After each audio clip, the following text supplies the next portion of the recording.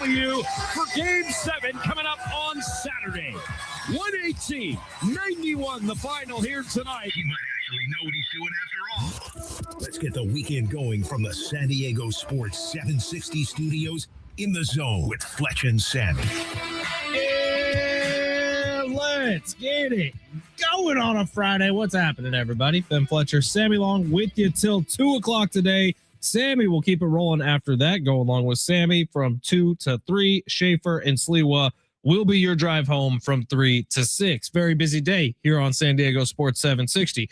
We got our final 4 packs of the week to give out to the San Diego County Fair. We got our final pair of tickets for the week to give out to Chicago, who's going to be performing at the San Diego County Fair. You got to win those on the talkback mic. If you don't know what that is, you open up the free iHeartRadio app, you listen to San Diego Sports 760, you tap the little microphone icon, and you can leave us a talkback. Question for the talkback mic today. I'll be honest, Sammy and I spent 30 minutes fighting about it before the show started. Best sports movie ever. I am including comedies in this. I'm including emotional dramas in this. I'm including every sports movie you've ever seen, from Miracle, like the Miracle on Ice story, to Happy Gilmore and everything in between. Kingpin, count it. So get those talkbacks in. We'll pick a winner each hour for the San Diego County Fair tickets and the Chicago tickets. Also, Padres started 3-game series in our nation's capital in Washington, D.C. against the Nationals, which is really the Padres farm system from a couple years ago.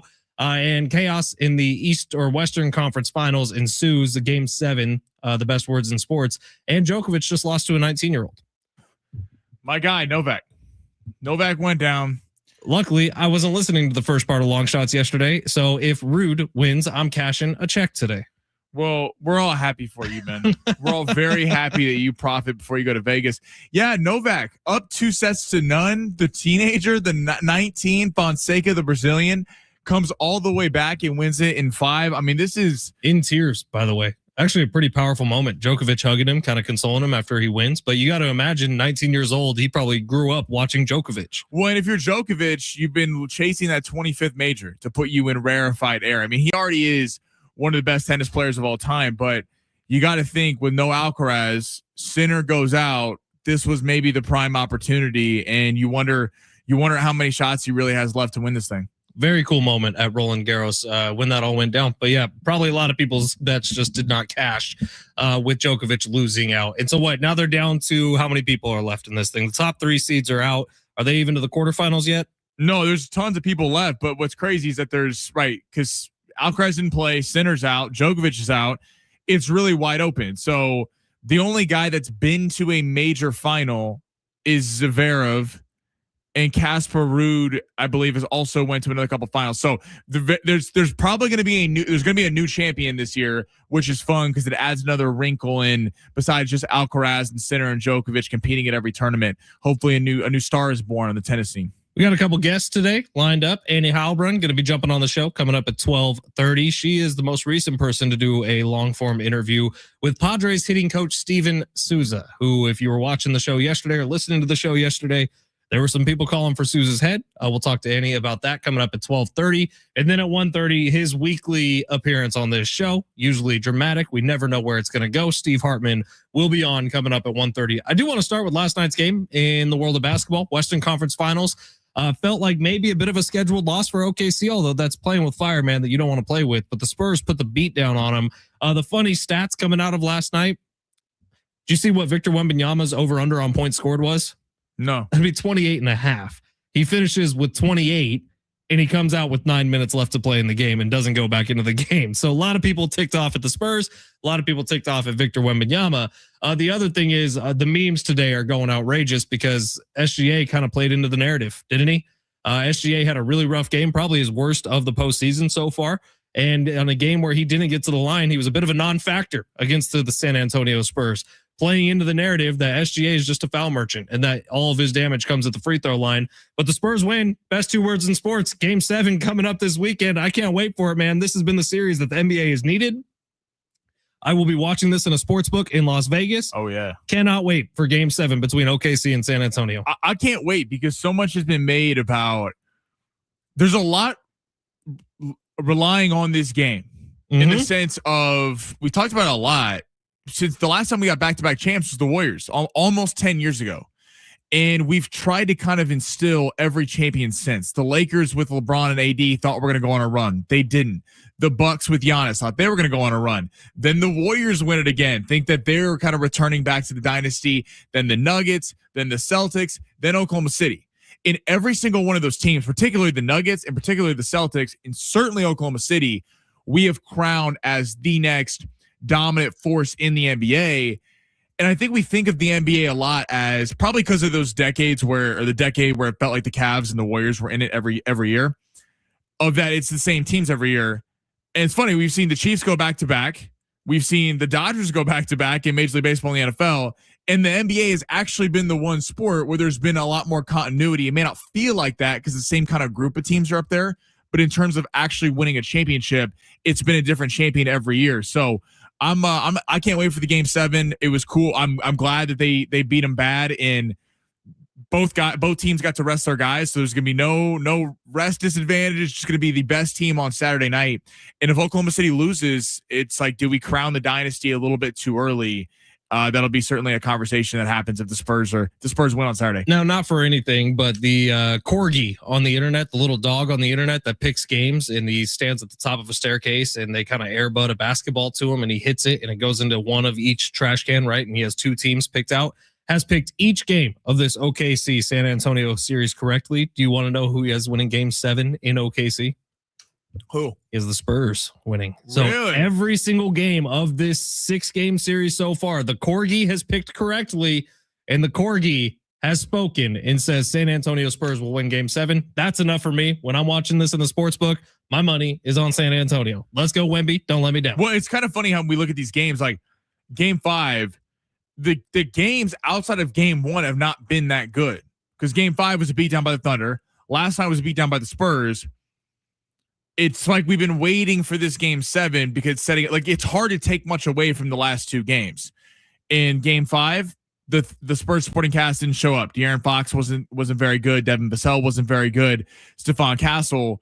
And then they all showed up in Game 6, not necessarily De'Aaron Fox, and Shea didn't show up, and his supporting cast didn't show up. So this is going to come down to what supporting cast plays better tomorrow night, and it's going to be great TV. Can't wait for it. It's going to be a lot of fun. All right, you heard us talk about it, but talk back today. What is the best sports movie of all time? We'll load those up. We'll play them throughout the show. And we'll pick random winners for those San Diego County Fair tickets and the Chicago tickets. We got Annie Heilbrunn in 20 minutes, Steve Hartman in an hour and 20 minutes. Busy Friday show. Let's get to the big 3 of hour number 1. Sammy, smash. Your lunch break is here. Ready to go back to the office and knock the socks off your friends? Coworkers? It's time for the top stories of the day. The Big 3. YouTube is rolling. Our buddy Rich already jumping in saying, let's ride with our guy, Francis Tiafoe. Should we be putting money on Tiafoe to win the whole thing? Some big faux futures. Listen, a couple years ago, the U.S. Open was about to break through. Mm-hmm. Had a nice little run at Roland Garros last year. This thing is wide open. Didn't you say Clay doesn't necessarily benefit his style of play? Not necessarily him. I was just saying that Clay is it's more about volleying shots. More about you see more rallies on Clay because the ball bounces higher. Versus Wimbledon, typically the guys who have the best serves and hit the most aces win. So it kind of does favor Tiafoe and that he's a pretty good rally player. Okay, well we'll see. Maybe Rich is right. Sammy, where are we going? All right, let's go to let's go to the NFL. So Matthew Stafford spoke today on the Rams with Pat McAfee drafting Ty Simpson. He said, quote, "I'm not 25 years old," so kind of shut down the whole feud rumors and all that. People wondering how Matthew Stafford would take the pick. Will the Rams regret passing on a position player in the future? So they may, but I want to talk about Matthew Stafford for a second because I think when the pick was made by the Rams, a lot of people tried to compare this to the Kirk Cousins thing with Michael Penix. And I think there's a big difference between the two things. Michael Penix was thought of as somebody who could come out and immediately be the starting quarterback of a team. And the Falcons, look what they did. He waited, 6 weeks, and then he was the starting quarterback of the Falcons before getting injured. But they haven't really looked back. They've committed to Michael Penix, and now Kirk Cousins has made his way elsewhere. So you look at this one, though, like no one's questioning whether or not Matthew Stafford is going to be the starting quarterback last year. He just won a freaking MVP.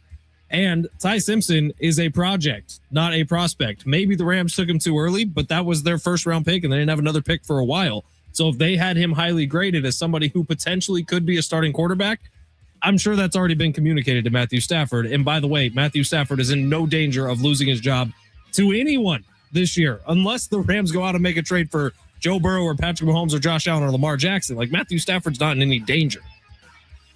Right. And I think the underlying part about that is Kirk Cousins got a 4-year contract. Sure. Right when they drafted him. They drafted him a couple months later. He got a 4-year deal. So you don't sign a guy to a 4-year contract to draft his replacement right away. Matthew Stafford, to his point, he's not 25. He's 38 years old. He's got 1 year left on his deal. He's doing 1-year extensions left and right. If they want to do another 1-year extension next year, they can do that. But this is not like he's got money tied up to him in the Rams the next 3, 4, or 5 years. That's what made it so puzzling. It felt like the Falcons didn't have a plan. Their plan was, we need a quarterback. We had something ready to go with Kyle Pitts and Drake London, Bijan Robinson. So let's go sign the best quarterback on the market and Kirk Cousins. And then all of a sudden on draft night, Michael Penix is there and they take him. And they didn't communicate that to Kirk because, again, if you sign a 4-year contract, why would you think that they would be drafting your replacement? This is a totally different situation. In regards to the Rams, it's tough to assess because if Ty Simpson is a franchise quarterback 5 years from now, it's a great pick. You always want to take a quarterback when you don't need to take a quarterback. But if they lose in the NFC Championship game or they don't get there and we're looking at a glaring need at receiver or tight end or something, we will look back at that pick and go, what could have been if they would have went a different direction. I hate to point this out, Sammy, but we lost our music. Can we get it back? I like the music here. We lost our music. We lost our music, man. What's going on here? We lost our music. Come on. Oh, there we go, There Sammy. we go. It's back. back. What's next? All right, let's stick with the NFL, actually. CJ Stroud, some interesting comments. They asked him. New hair. He does have new hair. They asked him about his extension to OTAs, or lack thereof, about not getting an extension. They're trying to get one done with Will Anderson. They did pick up CJ Stroud's 5th-year option, but they are not ripping up and getting him a new deal. He says, quote, I think I've held up my end of the bargain in regards to an extension, then said would let his agent deal with all this. Does he have a point? Has he held up his end of the bargain? He hasn't even held up his end of the football, Sammy. We saw him a year ago. He fumbled like crazy. CJ Stroud, I don't think he has held up his end of the bargain. I think that what Texans fans were promised was the next top 10 quarterback in the NFL after his rookie season. Hell, a lot of people were willing to put him in that top 10 after his rookie season. And the guy we've seen since simply just hasn't been that. And CJ Stroud is a huge year for him. This is a huge year for the future of the Houston Texans. I wouldn't have paid him either. And I'd be surprised if they do pay him. He still has a lot more to prove. He's not a franchise quarterback yet. Not that guy who played last year. They had the best defense in the NFL a year ago, heading into the postseason. And the only reason they lost in the postseason was CJ Stroud. Are you ready to pay that guy a 5-year deal worth hundreds of millions of dollars? I'm not. No way. And CJ Stroud was supposed to take that jump. And it also didn't look good that he was kind of in that grouping with Herbert, Trevor Lawrence, and Stroud, that they all had big first years. We thought they were the future of the NFL. They all had second-year duds. And then in the third year last year, we thought, like, Herbert broke through to an extent. Like, no one looked at Herbert, I think, and blamed him for why the Chargers didn't win a Super Bowl last year. Trevor Lawrence ended up winning the division over CJ Stroud. Or they went to the playoffs and they lost a close game to the Bills. Right, CJ Stroud, they lost because of him. Is it all his fault? No. They missed Woody Marks in that game, Nico Collins, Dalton Schultz against the Patriots in that playoff game where he had 4 turnovers. But paying him top-of-the-line money, which is what he wants, doesn't make sense because he's not a top-of-the-line player right now. And a lot of young quarterbacks can point to, I didn't have receivers. I didn't have a defense. I didn't have this.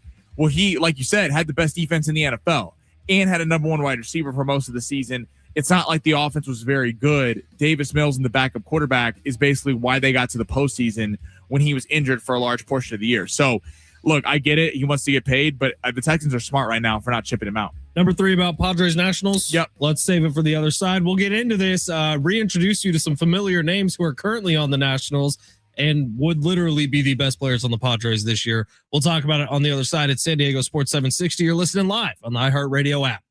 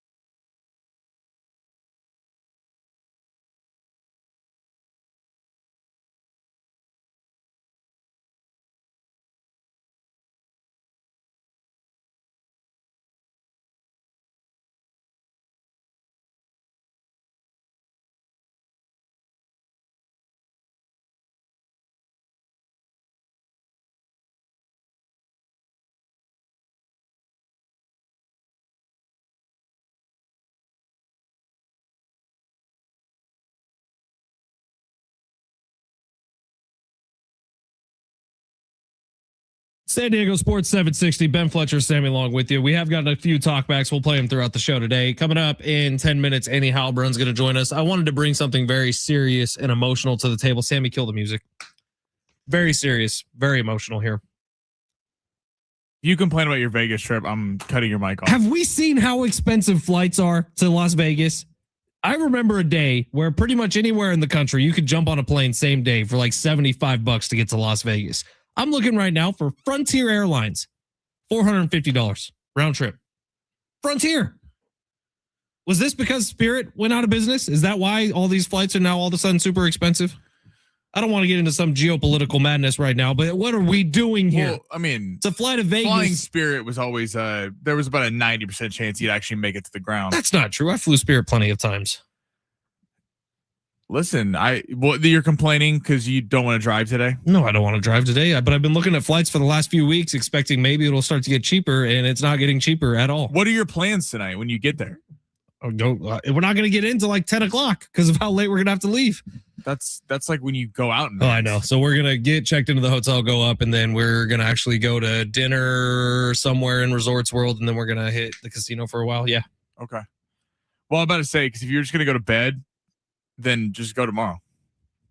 Well, we have the room for 2 nights. We're not just going to go to bed. No, I'm getting to Vegas. Yeah, first off, it doesn't matter what time you get to Vegas is the city that it doesn't matter. You can get in at 1 a.m. But you're missing my complaint, Sammy. It's the hungover drive back on Sunday. It is the drive tonight where we're sitting in traffic when we could be throwing craps. Like, it's all of that stuff that's going to be rattling through my head. And it used to be you could pay like $70 for a ticket out to Vegas, a one-way flight. Those days are gone. Aren't you getting a room comped?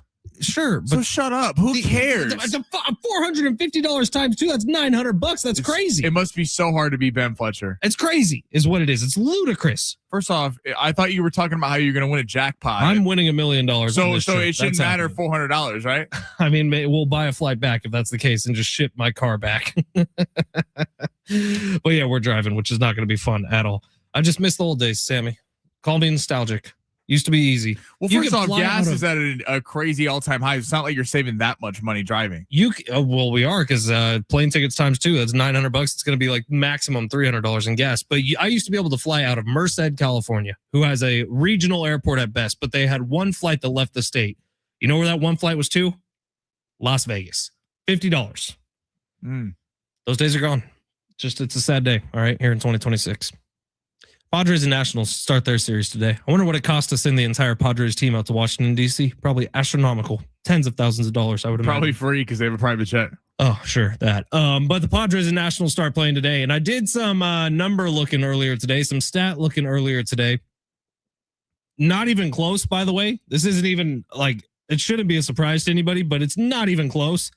James Wood and CJ Abrams would be the 2 best players on the Padres, and it's not even close this year. Like, those guys are both going to be all-star starters. James Wood has like 15 homers on the year. CJ Abrams has been like 295 with 12 homers on the year so far. It's kind of crazy. And I'm never one who's going to go back and say, oh, Padres shouldn't have traded for Juan Soto. That would have been dumb. We would have killed him if they didn't trade for Juan Soto and we knew he was available. But the fact that those guys are this good stings a little bit, because the Padres don't have anyone sniffing like 260 right now in terms of a batting average. Manny Machado's leading the team with 9 home runs, but he's hitting like 170 on the year. It's just kind of crazy when you look at it and you do some sort of revisionist history, like what would have happened if James Wood and CJ Abrams would still be Padres. CJ Abrams would be the starting shortstop. Xander would probably not even have come to the Padres. And then you look at James Wood, he'd be starting out in left field, most likely for the Padres. Mackenzie Gore, I know he's not having the best year. He's not with the Nationals anymore, but he would have been there. Sure. Revisionist history is crazy. But it's just crazy to me that the Padres are going into DC and probably we're going to see CJ Abrams and James Wood have an excellent series because they're excellent ball players. It's tough with baseball. I'm not going to sit here and kill AJ Preller because he had to make that deal. And when it happened, everyone was losing their mind in San Diego, rightfully so. It got everyone an NLDS win. Unfortunately, it didn't come through the way everyone thought it was going to come through. This microphone still is zip tied because of the reaction from Rich Ornberger that day that the Padres got Soto. Well, and I think what was most disappointing was the next year, the year after, when the Padres opened as people. National pundits were picking the Padres to win the World Series in 2023. And that year was just an abject disaster from all levels. And I mean, baseball is interesting in that regard, in that you don't know. Because, I mean, you take a player like the Mookie Betts trade, where is one of the most one-sided trades in history. Dodgers give up their top prospect. And, I mean, he didn't even make the team. He barely played. He got cut a few years later. So prospects, you don't know what you're getting from them, but it is harder. Like the Dodgers and the Cubs and the Yankees, who constantly have a great prospect system, are constantly developing players. And the Padres, to the Padres' credit, you could put their farm systems over the years up there with any of those teams. The problem is they shipped them all out of town for Juan Soto. Then they shipped them all out of town for Mason Miller and all the things at the deadline last year. Then Tanner Scott and Jason Adam the year before that. So the Padres have this all-in win-now attitude, and that's why we're sitting there in the farm system right now is ranked toward the bottom, because the only guy that you look at that teams are going to be shipping out big players for would be Ethan Salas. And I don't think if you're the Padres, you'd want to give up on Salas, especially after giving up on DeVries. But right, it's a trade that didn't work out. At least now, it's hard to say it was a terrible trade because they got Michael King back with the, when they traded him to New York. So you probably also never get Dylan Cease or Luis Arraez if you don't make the Juan Soto trade. Those are all kind of like lasting effects, but still, you look at the names that have left, and CJ Abrams and James Wood, man, they're good. So it's going to be rough to watch over the next few days, especially if they have a great series. All right, Annie Heilbrunn coming up on the other side. She writes for the UT. Annie's everywhere. She has an excellent YouTube page as well, where she just interviewed Steven Souza, the hitting coach for the Padres. Hitting, not been too good. Let's talk about it with Annie on the other side. It's San Diego Sports 760 live on the iHeartRadio app.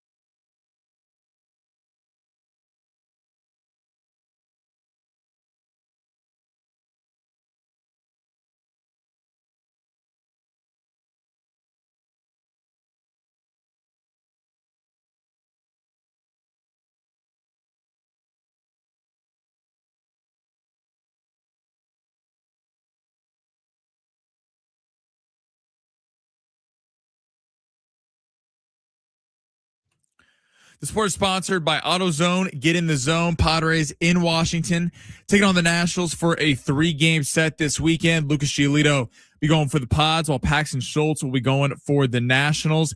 In the NBA, Spurs put the beat down on the Thunder last night, setting up a Game 7 tomorrow night at 5 o'clock Oklahoma City open as 4.5-point favorites at home. That has been bet down to 3.5. And Novak Djokovic has lost today to Fonseca, a 19-year-old teenager from Brazil. The rest of the tournament will have no Alcaraz, no Sinner, as well as no Djokovic. We will get a new winner at Roland Garros this year. Starting Stronger starts at AutoZone, where they've got battery solutions in the form of free battery testing, free battery charging, and replacement batteries that fit your needs. That's what makes them America's #1 battery destination. Get in the zone with AutoZone.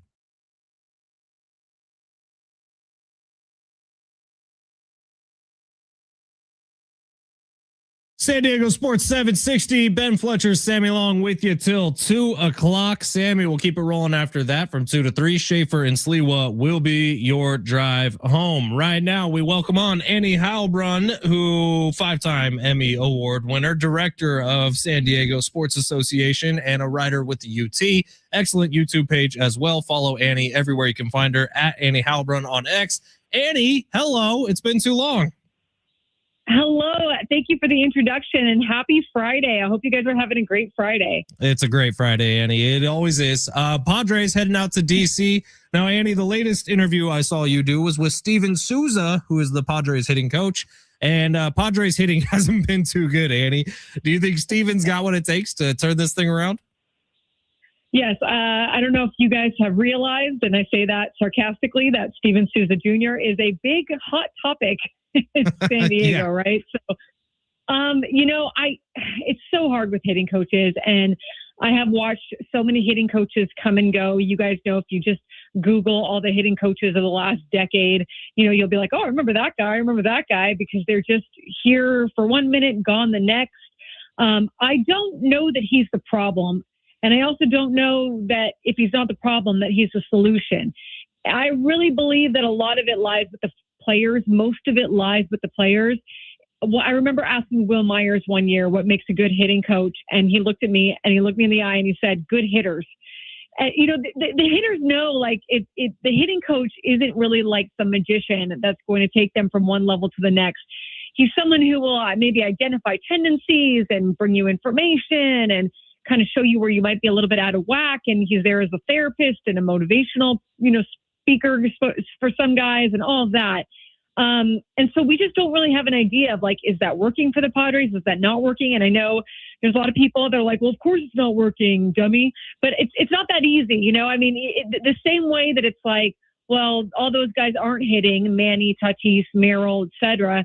What about, the stretches that Andujar's been on and Gavin Sheets has been on and Ty France has been on. And so it's really hard to know if it falls with Souza, if it doesn't. But again, I tend to fall under the category of it really starts and ends with the players. And Souza is just sort of there more as, someone to shepherd things along and not necessarily moving the needle significantly.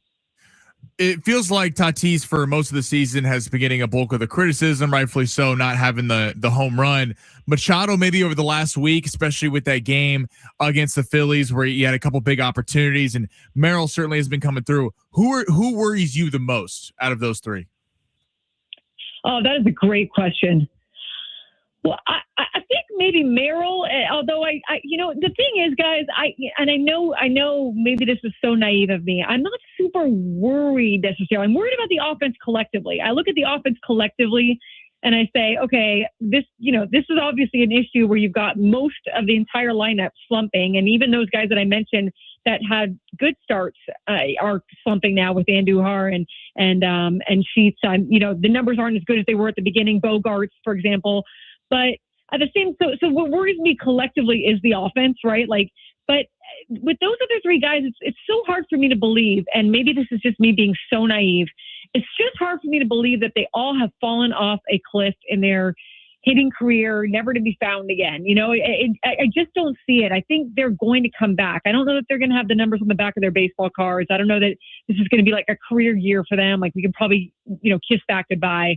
But I don't think that it's like they're never going to hit again, So maybe Merrill a little bit just because he's younger and I think he's more impressionable. And this is his first maybe like real adversity. So I think kind of him working through that. I know he went through a little bit of this last year, but he was also injured quite a bit. So I think him working through this adversity and trying to figure out like who he is as a person and a player, and how the league is adapting to him and how he needs to adapt back, just being more impressionable. I think maybe like he it's hard for him to get like that specialized time to really figure that out. He's got to figure that out like most players while he's in the batter's box. And that can be really difficult, but I feel like he will come out of it and he will be a great hitter again, and with Manny, I don't think Manny's fallen off a cliff and he's just, that's it. That's the end of his career. I think Manny will come back, and Fernando, I think it's mostly mental. I just think that now that he's lost a ton of confidence, and now we've seen him hitting a little bit more, which is great. I think that's going to help him get some of that confidence back. But for him, I think it just might be like a slow ascension, back to closer to who he was before. So they're all pretty different. I think they're all gonna somewhat return to form, but how they get back there is anybody's guess. Annie Heilbrunn joining us today. You can find some of her work at the Union Tribune and excellent YouTube page as well. But Annie, one of my favorite stories I can remember over recent years in terms of the Padres was when you did that kind of deep dive story on Joe Musgrove's pool training and everything. And I think that you got a really good inside look at who Joe Musgrove is and what he will work through to get back on the field. What do you think this has been like for Joe, recovering from this injury, having the timeline continue to be pushed back? And do you think we see him again this year? Yeah, great question. I think it's so much harder than he lets on. He told us at FanFest that, and I don't know if you guys remember, but last year he would walk through the clubhouse. We would talk to him, and he would be very positive and confident about where he was in the recovery, and he never really let on that things were not going that well. And then at FanFest this year, he opened up a little bit about that and said, I just didn't want to talk about getting kind of all the negatives last year. He didn't want to kind of get into how hard rehab had become and how frustrating it had become in some areas. And I get that for him, because it's like, how does that help him really? It's already hard for him to be away from the team. He doesn't want to have to explain every little bit of it, while he's trying to figure it out and all that. So I understood why he did that and why he said that, but it makes me look at him now and think, well, if that was hard last year, he's probably not letting on to how hard this has been this year, to think that you're almost back and to sort of be coming back and to have this big kind of, hoopla around you in spring training where you're making your return and everything. And then you're gone again, you're gone, and there's not really a strong timeline. There's not really an understanding of what it's going to take to come back. So I think it's been tough, and I do think we'll see him again this year. I do think it's promising that he's got a little bit more of a timeline now, like he's going to be playing catch. It's still a long ways off that he'd return to the mound, but at least he's sort of got some kind of timeline he's working with. But the question is like, is he going to have a setback, right? That's any timeline that we get right now is it's almost useless, because it's going off the fact that everything goes perfectly, and it's probably not all going to go perfectly. So that is a hard question. I'm going to say yes. I'm going to say he returns to the mound, on a major league mound this year. But how quickly that happens, I don't know. We saw a report last week that the Padres were interested in Aroldis Chapman and Josh Hader, maybe adding to the bullpen. I'm curious, what do you think of with the new ownership? I know they're not officially approved yet, but they're going to be in on decisions with how they'll approach the trade deadline. Do we think Ethan Salas will be available, or is this they're going to have a whole different mindset than the Padres have had the last few seasons, which have just been win now? I think it's a great question, and no one really knows. My guess is that, especially this first year, they don't really change much. You're asking about the new ownership, right? In terms of whether they change things? Yeah. Okay, so I really don't think so. I think that, they're going to kind of come in, and maybe what they do is open up a checkbook more. And but I would even be cautious about that. I mean, new owners tend to want to make a splash. I'm sure they will want to make a splash one way or another, whether that happens this year or next year, at some point, the off season. That's typically how it goes. But I also don't necessarily think that there's a stereotype, maybe like a myth out there that, you look up an owner's value, or, how much they're worth, how rich they are, or whatever. And that means that they're going to pour all that money into the team. And that's just not how it works. There's a lot of debt with the Padres still. And people that I've been talking to, they still need to pay down some of that debt. They still need to get, certain things in order where Major League Baseball likes it, that sort of thing. So yeah, I mean, I'm sure at some point they'll make a splash, and maybe it'll be this year, and they'll allow for even more funds to get spent or whatnot. But I don't think that they'll change much of like the way that AJ is doing things right now. I think that if any of that comes, it'll be in future years. But I have a feeling that they look at it right now and they go, we don't exactly know what we don't know yet, right? So since this has been working and you guys have been successful, like, here, we'll give you some more support, and then you go do what you do, And for Ethan Salas, I think that's really a matter of AJ, and AJ and his team, whether they're willing to give up Ethan Salas. And I always think AJ's willing to, at the 11th hour, as we saw with Leo DeVries, that he's willing to do anything. Whether, I don't think they want to give up Ethan Salas by any means. I don't know that they will, but whether, I never think that anyone's off the table for AJ Preller. Annie Heilbrunn joining us today on San Diego Sports 760. Annie, a couple things before we let you go here. A, do you have a favorite sports movie of all time? We got San Diego County Fair tickets up for grabs today, and that's the talkback question of the day. What would be your favorite sports movie ever? What was your guys' favorite sports movies of all time? Sammy goes Rocky all the time. I mean, I think Rocky's a classic, but I'm open to, I can't go against Rocky. Mine's a little more of a deep cut. I actually love the movie Warrior with Tom Hardy, the MMA movie. I think it's a good movie. It's a perfect movie in my opinion. Inspired by Rocky, though. Sure. Annie, you have one? Okay. I know I'm going to think of ones after I get off the phone with you, but one that comes to mind for me is Remember the Titans. So I'm going to go with that one. Great one. In fact, before the show, I said Remember the Titans has the best soundtrack of any sports movie ever. It's basically a bunch of CCR, but I think it's perfectly done. And then secondly, Annie, you got anything big coming up, either with the San Diego Sports Association or another YouTube video dropping with the likes of Steven Souza? Yes, we have. We just finished our Brad Fowler Memorial Luncheon, which is taking, high school seniors who have used sports to overcome substance abuse issues within themselves or their family unit. So we gave out a lot of those scholarships this last week, which is really, really fun and awesome for those kids. And then for me, yes, I've got a pretty big story coming out eventually here soon, getting into a little bit more of Tommy John and how it's kind of seen as routine, but it's anything but. And that'll have some very, I think, interesting quotes from players. And then Q&A is always coming around the bend. I think my next one might be Ron Marinaccio, but I've got to check. So that'll be coming around the corner here soon. Can't wait for anything. You're going to learn some fun facts about Ron. Like, I know you look at Ron and you're like, hey, this guy is, just your basic reliever. You're going to learn a few fun facts that you guys can use. Okay. I think he was one of the stars of Team Italy this year in the World Baseball Classic. Yeah. He became a household name real quick. Well, Andy, can't wait for that, especially the Tommy John stuff. I feel like that is a real tough egg to crack because people want to be protecting their next contracts, rightfully so. But oftentimes these things can get so much worse before they get better. So can't wait to see what you do on that. Thank you, Annie. All right. Appreciate it, guys. Thanks for having me on. Annie Heilbrunn, the best. All right, it's San Diego Sports 760. Steve Hartman coming up at 1:30. Long shots coming up next. We'll play some of these talkbacks. If you missed it, we got San Diego County Fair tickets on the line. Leave us a talkback telling us what your favorite sports movie ever is. Do that by going to the free iHeartRadio app, searching San Diego Sports 760, tapping the little red microphone icon, and letting us know what the best sports movie ever is. We'll play some of those coming up next. It's San Diego Sports 760 live on the iHeartRadio app.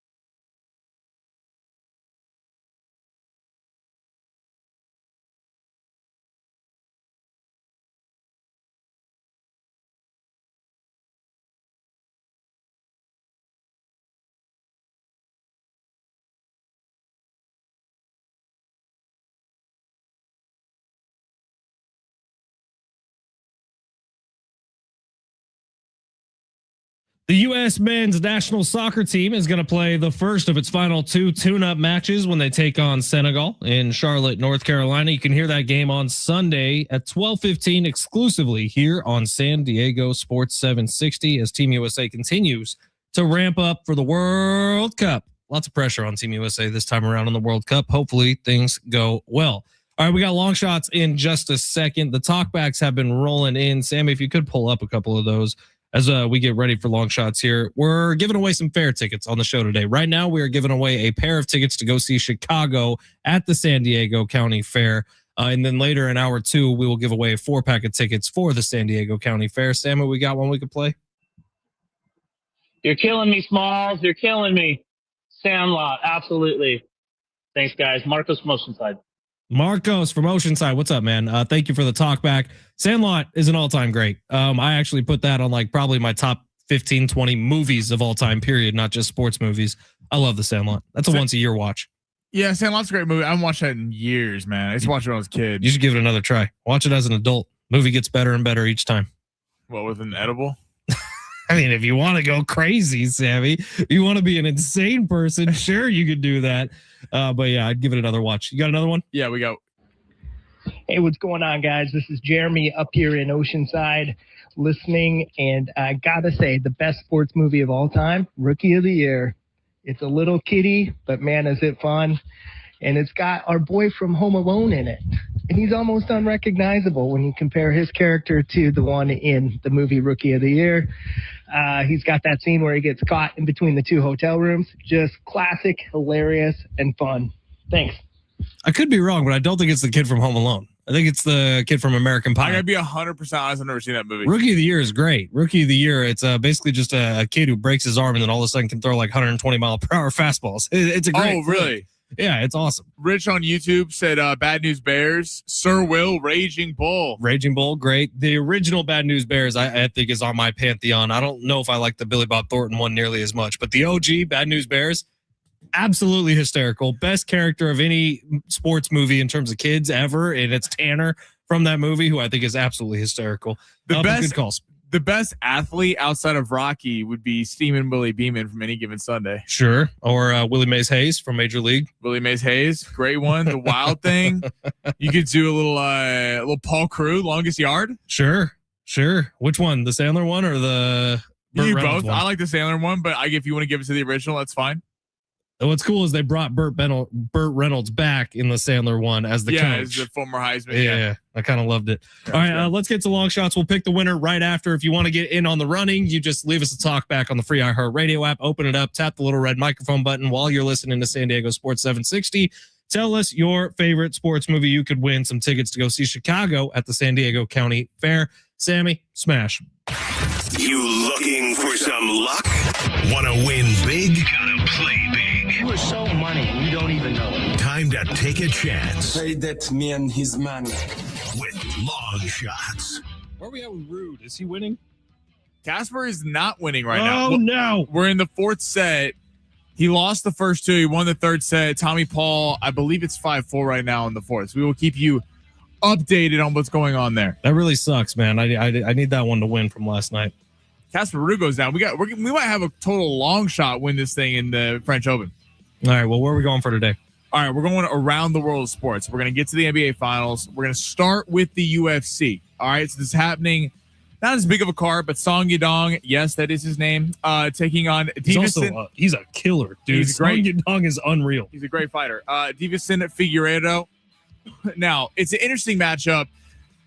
This fight's happening overseas. Figueiredo is 38 years old. Was supposed to be kind of the next big thing. Unfortunately, the UFC kind of tied him up a couple fights with Brandon Moreno, and it kind of handicapped his career a little bit in that he was stuck with these multiple fights where he couldn't really fight anyone outside of the division. Now, Figueiredo does have the most finishes, second most finishes and most knockdowns at the 125-pound weight. But this isn't being fought at 125. It's being fought at a higher weight at 135. I do like Song Yadong to get the W here. His right hand is his signature shot. He has a powerful right hand. Secretly, he's really been getting better with his jabs, some of his leg kicks and everything. But the key to this fight is Figueiredo wants to take him down to the ground. Yadong was keeping on his feet. I think he's able to, but I do think it goes the distance. So I like Song Yadong with the distance that is going off at plus 110. Get you a little plus money there because Song Yadong on the money line is minus 600. Song Yadong plus 110 to get it by decision. All right, we're heading to boxing. O'Shaquie Foster, Raymond Foreign. This is a fun fight, really fun fight happening in Houston. Two guys that are about to break out. And O'Shaquie Foster, his last fight, he's always been kind of thought of as it's a boxing purist fighter. He's not exactly the most fan-friendly fighter. He's always working his jab. He is not a power puncher whatsoever. Had a couple fights with Robinson Kinsesau, controversial first loss there. Stepped up in weight though in his last fight and beat the crap out of Stephen Fulton. Very impressive performance. But Ray Ford, I'm liking the plus money underdog plus 140. I get the fight is in Foster's hometown of Houston. Ray Ford, the build up to this fight has been great. Ray Ford had a classic 12th round KO where he got him in the last 10 seconds a few fights ago. He's on a 3-fight winning streak after a loss to Nick Ball, who's a tricky British fighter that throws punches from weird angles and can be tough for guys to figure out. Ray Ford, in the build-up to this fight, has talked a lot of trash. And Foster usually is okay with just kind of boxing from the outside, working the jab. He has said he's going to step to Ray Ford because he wants to knock him out because he's tired of his mouth. That's playing into Ray Ford's hands because he is a pressure fighter that wants to go to the body. I like the plus money underdog here. Plus 140. Give us Ray Ford. I think he gets a big win Saturday night, unexpected over O'Shaquie Foster. All right, let's head to the NBA. We got the Spurs and the Thunder, Game 7. Now this, again, I'm kind of getting into it earlier. It's kind of tough to look at these teams because Game 5, you had the blowout by Oklahoma City. All the supporting cast pieces for the Spurs didn't play well. Wemby had 20 points. De'Aaron Fox did not have a good game, only had 9. Devin Vassell didn't play well. And then last night was complete other way around. Shea was a disaster. 15 points on the night. Castle had 9 assists. Wemby had a huge night with 28.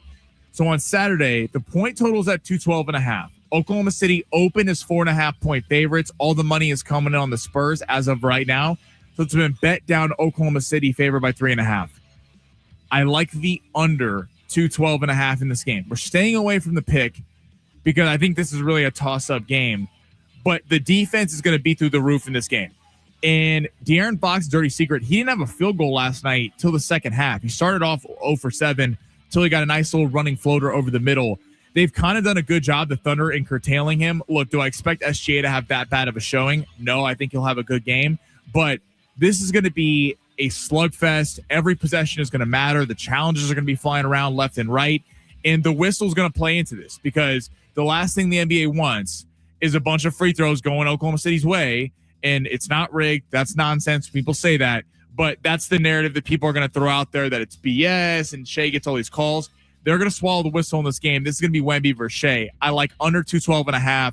I think with the talented defenders of the Thunder, Kaysen Wallace, Alex Caruso, Lou Dort, able to kind of man the other top scorers for the Spurs. And I think the Spurs, Carter Bryant was a nice emergence yesterday, who's an excellent defender, who they stuck on Shea. So I like the under 212.5 there. I like Ray Ford on the money line, plus 140 to beat O'Shaquie Foster in boxing. And I like Song Yadong to win going the distance, plus 110. Get you some value there for to round out the 3-leg parlay. Did our boy Rude just tie it up? It's in the 4th set, 5-5. Okay. Tennis scores are hard to read sometimes, and I just peeked at them. Cool. It is San Diego Sports 760. Are they hard to read? Yeah, tennis scores are tough. It There's goes so to many 6. numbers If up it's a there, tiebreak, it goes to 7. There's so many numbers up there. It is San Diego Sports 760. We got a bunch of texts coming in. 619 says Rudy was a pretty good movie, although Rudy was offsides when he made his famous sack. That's from Brian. Ooh. Rudy is also a completely fabricated story. Talk to Steve Hartman about that one. Although we won't bring it up because he'll just talk for 9 minutes about how Rudy is. Well, isn't there a clip of it on YouTube? Rudy, the story in general. If you want to ask Steve, you can. I don't want to ask. Tell That'll be a correctly. disaster. I'm not going to tell the story correctly, but Steve knows the whole story of how Rudy, the guy, the actual guy, is just a complete fraud and sold the rights for this movie. Well, I know that some of the Notre Dame players were like, yeah, he was kind of a. You heard Joe Montana talk about it? Yeah, Montana. It's so funny, dude. It's so funny. And 619 says, does Brink and Johnny Tsunami count? Johnny Tsunami is a throwback, dude. So is Brink. Those are like Disney Channel original movies that I remember watching when I was 10 years old, but they were, yeah, they count. Good call, 619. All right, it's San Diego Sports 760. Hour 2 is coming up next. Congrats to Marcos, by the way. He won those Chicago tickets this hour. 4 packs of SD Fair tickets coming up for grabs in hour number 2. It's San Diego Sports 760 live on the iHeartRadio app.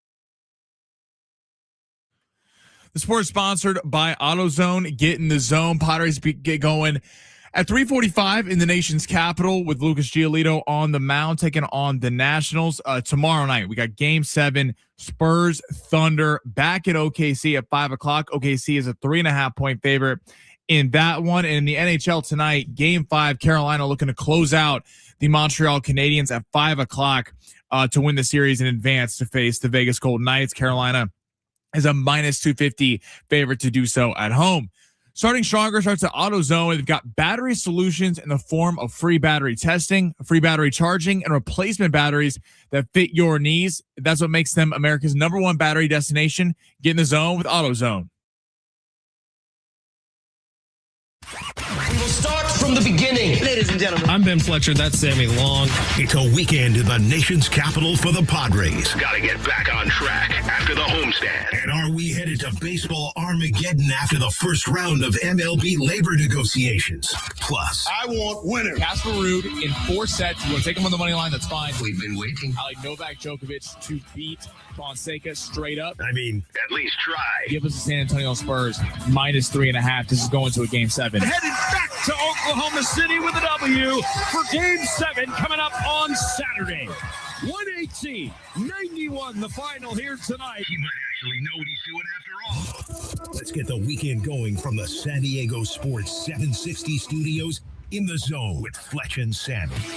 And it's hour number 2 here on San Diego Sports 760. Ben Fletcher, Sammy Long with you till 2 o'clock. Sammy will keep going along with Sammy starting at 2, going to 3. Schaefer and Sliwa will be your drive home from 3 to 6 today. Still got a 4-pack of San Diego County Fair tickets. You can buy tickets at sdfair.com. You can win them by simply tapping the little red microphone icon while you listen to San Diego Sports 760 live on the free iHeartRadio app. Tap the little red microphone icon. You can leave us up to 30 seconds. Give us your favorite sports movie of all time. You can win a 4-pack of tickets to the San Diego County Fair. Big thank you to Tony Kanja, who had us out at his golf event yesterday. Had a ton of fun. We may have some new listeners right now who are hearing our voices for the first time on the radio. Got to meet some awesome guys yesterday. Jason and Jack were part of a foursome that had 8 birdies in a row yesterday out at the golf event. Damn. So if you guys are listening right now, why'd you have to cheat on your scorecard? Come on. 8 birdies in a row? Are we being so We're going with serious the right honor now? system on the scoring. Are we being so for real right now, boys? Because I don't even think that's possible. They hit 8 birdies in a row if your name isn't Brooks Koepka. But maybe those guys figured it out and got a win yesterday at that event. Find someone who loves you the same way that Ben Fletcher loves Brooks Koepka. You're not going to find that person. I'm telling you. You're not going to find him. It's impossible. All right. San Diego Sports 760. Padres start a 3-game set out in our nation's capital today against the Washington Nationals. The Washington Nationals will look pretty familiar to you. I'm just telling you that right now because headlining their lineup is CJ Abrams and James Wood. What do both those guys have in common? Well, they were both in the Padres farm system. CJ Abrams got some time with the big league squad. James Wood may have gotten a couple of games if I'm remembering correctly, but I'm not 100% positive. Both of them now play for the Washington Nationals. Both of them will probably be National League All-Stars this year. They are that good. So San Diego today going into a hostile environment. Washington's playing some really good ball. San Diego struggling over the last couple of weeks. They're on a bit of a losing streak right now. Lucas Giolito was brought to the San Diego Padres to be a stopper. They made that move to acquire him to be a stopper. Today is the day he needs to go and be a stopper. Like for whatever it takes, Lucas Giolito just needs to go out there and hold down that Washington Nationals offense, which has been humming, and the Padres offense needs to freaking do something today and tomorrow and the next day to get a series win here because you got to stop this skid. Well, and for the crowd, it's early. Like it's not early at all. And the fact that the Dodgers are now have a 4.5 game lead in the division when 2 weeks ago we were sitting there like, hey, the Padres I remember having the conversation. Could the Padres, were we looking at this all wrong? Could the Padres actually win this division? Not saying they can't. It's not looking good. I didn't think they were even when they were winning the division a couple weeks ago. But I mean, this thing gets out of hand a little bit more and the slump continues. This thing's far gone. But forget about the Dodgers for a second. The Arizona Diamondbacks the same record as them. And the Diamondbacks are only getting healthier with Corbin Burns about to get added this summer back to the roster. That team is only getting better with young talent and Corbin Carroll and Ketel Marte, a couple star young players that are coming up from their farm system. Like, and their problem has been bullpen, and that's fixable at a trade deadline. Having a bullpen problem is something we've seen the Padres remake their bullpen in the last 2 years into one of the best in baseball. You'd much rather have a bullpen problem than a hitting problem or a starting pitching problem because there's not too many aces or big time hitters that are just out there for pennies on the dollar. So the Diamondback, like this isn't a joke. Like the Padres sitting there in that last wild card spot right now are hanging in there. And I know it's early. I know it's the end of May, but if the Padres let this thing keep going, you could be sitting there looking up a month from now, like the Padres having to dig themselves out of a hole. And we thought that when they went on that win streak there at the beginning of the season, that they might have given themselves some leeway, and they haven't because all these other teams have caught up. Well, and thank you for saying all that, Sammy, because it reminded me of something. It's like the Padres are not just safe just because they've had this start and were where they were a few games ago. And Kevin Acee had the number, but every team who had been at the top wild card spot on Memorial Day weekend has made the postseason in the last 4 years, because that's when the MLB expanded the playoff field. Look at the National League right now. It's not the American League.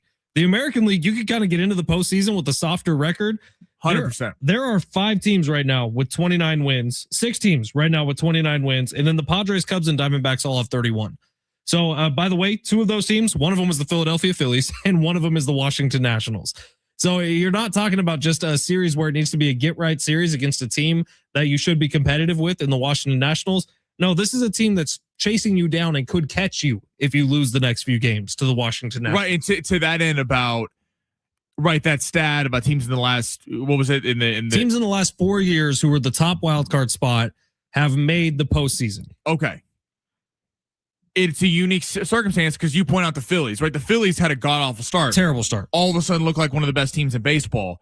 Arizona got off to a little bit of a slow start. Now playing some damn good baseball. I mean, you got Cincinnati in there with Ellie De La Cruz. That's not a joke. The Cubs, who just lost, 12 straight games. They've won 2 of their last 10. They also have 31 wins. And they had a crazy streak like the Padres, where they were winning a bunch of games. They had some streak where they won double-digit home games in a row. So, I mean, this is a tricky, right? It's not gone are the days where a couple of years ago it felt like you had the Dodgers, the Padres, and then everyone else in the NL West. And it was just the Padres focused on catching the Dodgers. The Padres need to be focused on, the Dodgers, but probably a little less than the Dodgers, the Diamondbacks, the Phillies, and beating these teams. And as of right now, yes, I know it's 100% early and they're going to play all these teams again. They lost a series against the Phillies. They lost a series against the Cubs. They're tied right now 1-1 against the Diamondbacks. So this is not like they're doing good and having all these tiebreakers against these teams. Like, they need to get some wins now against teams that actually matter in the NL, and they need to have a good series against the Nats, and then they got the Phillies next week. So big week of baseball for the Padres. Good news for the Padres. They're excellent on the road so far this year, which make sense. They're a 500 team at home. They're 15-8 on the road. So if they can keep the road times rolling, this weekend should be a breeze. Let's get to the big 3 of hour number 2. We got Steve Hartman in 20 minutes. We got the talkback competition going for a 4-pack of tickets to the San Diego County Fair. You just have to tell us what your favorite movie is and say that, or a favorite sports movie on the talkback mic. Sammy, smash it. Your lunch break is here. Ready to go back to the office and knock the socks off your friends? Coworkers? It's time for the top stories of the day. The Big 3. Rude's in some trouble here, Sammy. Yeah. No, he's up right now in the tiebreak. 4-2. I'm getting nervous. Casper Ruud. I need some of that cash for Vegas tonight, baby. I can't wait to be rolling craps later tonight. Where are we heading, Sammy? All right, let's go to the NBA. SGA says Game 7 is the, quote, biggest game of his career. Duh. If SGA loses this game, how will we think of him? Because it's surprising, at least to me in the last couple of weeks, that I get fans being like, he's a flopper, all this stuff, discrediting him. I'm surprised how many people in the mainstream media on ESPN, Mike Greenberg, Jay Williams, a lot of big time analysts, or at least analysts who have a big audience, are discrediting him as that he's not quite what we all think he is because of the way he plays. If he loses this game, versus if he wins, how big of a swing will that be and how we think of him? If he plays like he played last night, the arrows are just going to get hotter that are being flung at him. Also, you're on your home court this time. It's not quote unquote acceptable loss, which is kind of gross that the NBA playoffs have those in the first place. Game 7s are where stars are born. Game 7s are where we've seen guys literally prop their entire team up. And that's the pedestal that we've put Shai Gilgeous-Alexander on, that he's someone who can go do that. If he doesn't do it, that's wildly disappointing. And you're talking about the back-to-back MVP, and he's the guy who can't get it done in Game 7. Well, that's how we talk about James Harden, as a guy who can't get it done in Game 7. It's a huge night, and it's a bigger night for SGA than it is for Victor Wembanyama. This is Wemby's first time in this situation. He was amazing last night. You know who was terrible last night? Was just SGA.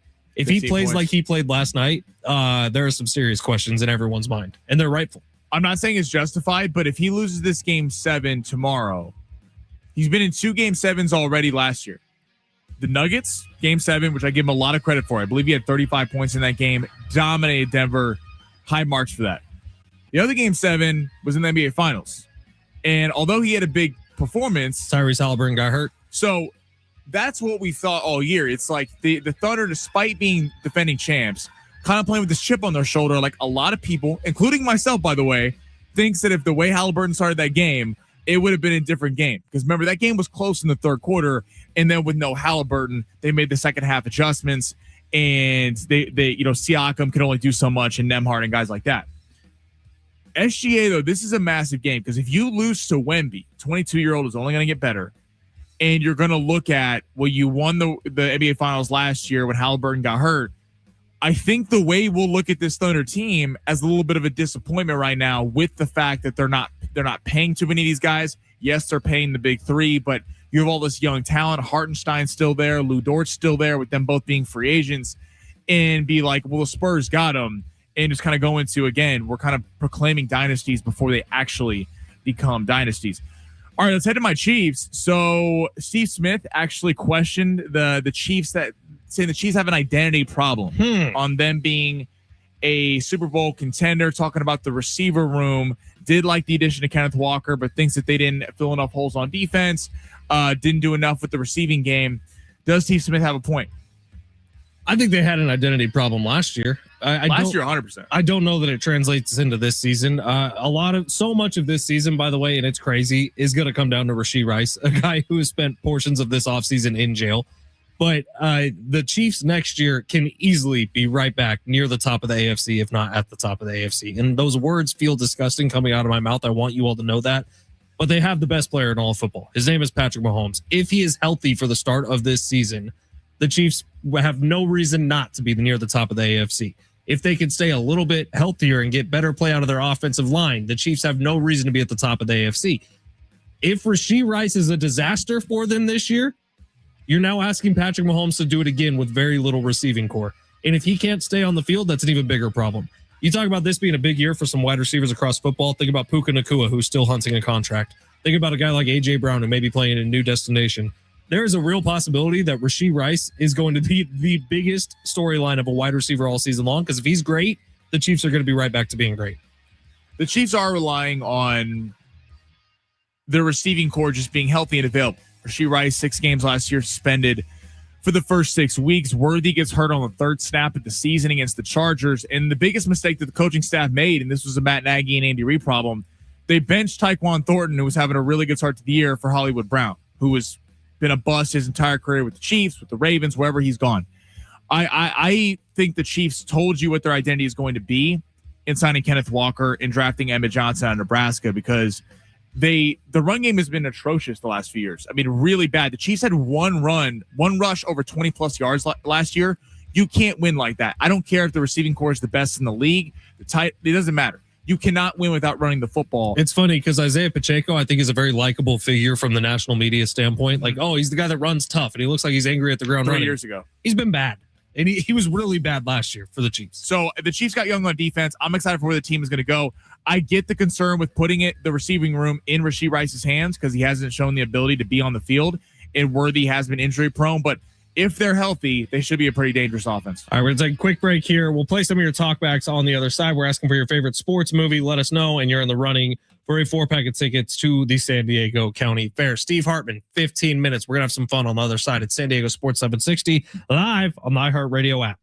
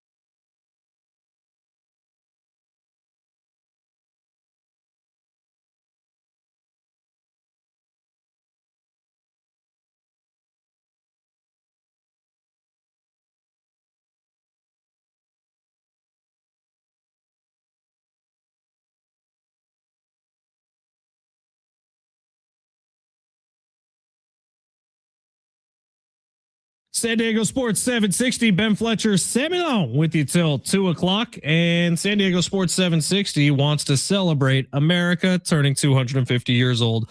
We got $250,000 in cash we're giving away starting on Monday. You can listen for your chance to win $2,500 so you can take the ultimate American getaway. Visit the states, cities, landmarks, and national parks that make our country amazing. Win your share of 250 grand. Just listen for the nationwide keyword, then enter it at sportssd.com. That gets going Monday morning at 8 a.m. Sammy, we got a talk back we can play? It's coming from Eric. What's up, Eric? One from Eric. Play right now. Good afternoon, gentlemen. This is Eric. Being in Coronado right now. Being an avid golfer and working on a golf course, no doubt my favorite movie is Caddyshack. And Bill Murray is the star of the show. Oh, he got all of that one. Yes, Bill Murray and Caddyshack is perfection. Cannot argue with that. That's Caddyshack, dude, I played a drinking game one time with Caddyshack, the movie, with my brother. I still do not know how the drinking game rules apply because we ended up obliterated, but it is one of my favorite movies ever. The pool scene, everything with Bill Murray and Chevy Chase in the same scene is pure gold.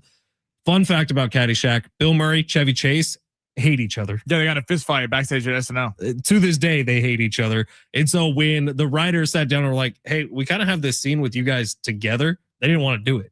And it ends up being one of the most iconic scenes in the whole movie. But they spent literally a total of like 20 minutes together filming that scene and then walked away. And isn't it funny to that end? Like, you take bands and actors and like creative businesses, and sometimes like the people that don't like each other, like actually make the best like product. Like, it's not always just like, oh, you're singing Kumbaya with each other. It's kind of funny how in creative businesses, like, so you always see bands blow up because you find out they hate each other, but they like come together and make this great music. Yeah, if you've ever heard of this morning show, Sammy, it's called Big Rich, TD, and Fletch. And I tell you, like, I hate TD so much, but somehow we make the best morning show that you've ever heard. In fact, it airs in San Diego from 6 to 10 a.m. every morning on 101.5 KGB. Check it out. I heard those guys all hate each other, but it makes for the best show. So it's amazing. All right, it's San Diego. I actually heard Kat hates all you three. You three love each other. Yeah, but that one's actually true. She does kind of hate all of us and scares all of us on a regular basis.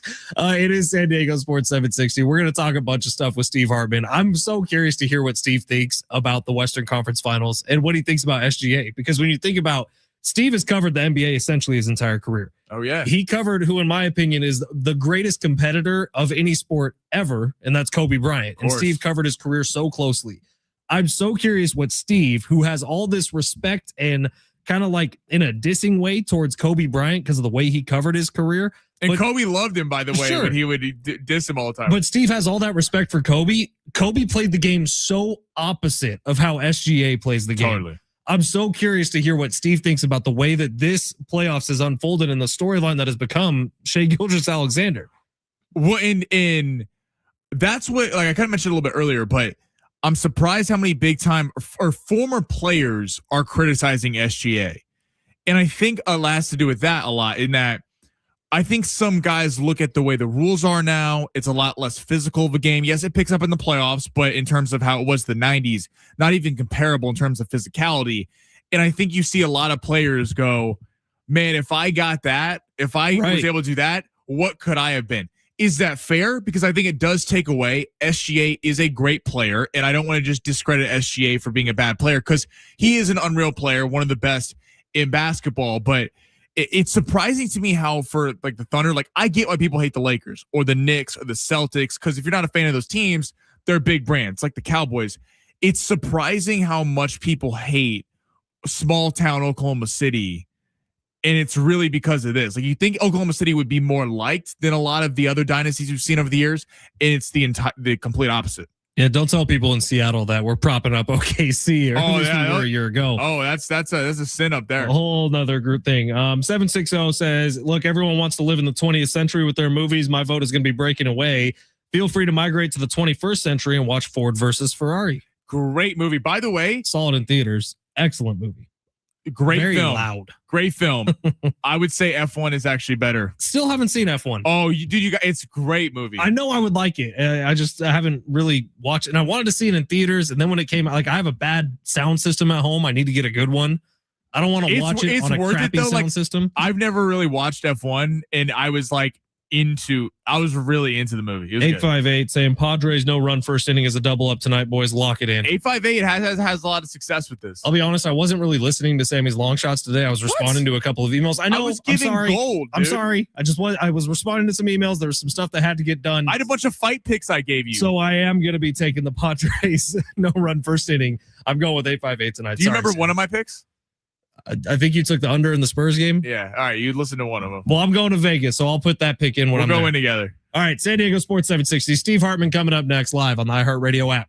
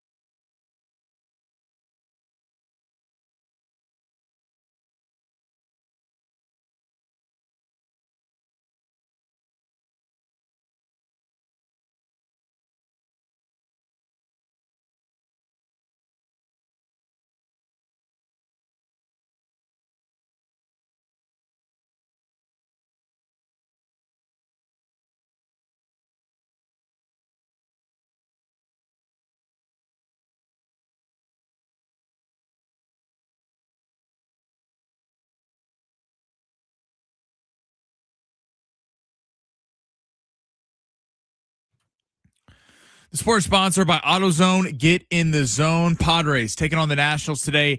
Game 1 at 3:45. Lucas Giolito will be on the mound for the Pods. We got Game 5 in the NHL tonight. Carolina back at home, looking to close out the Montreal Canadiens and move on to take on the Vegas Golden Knights in the Stanley Cup final.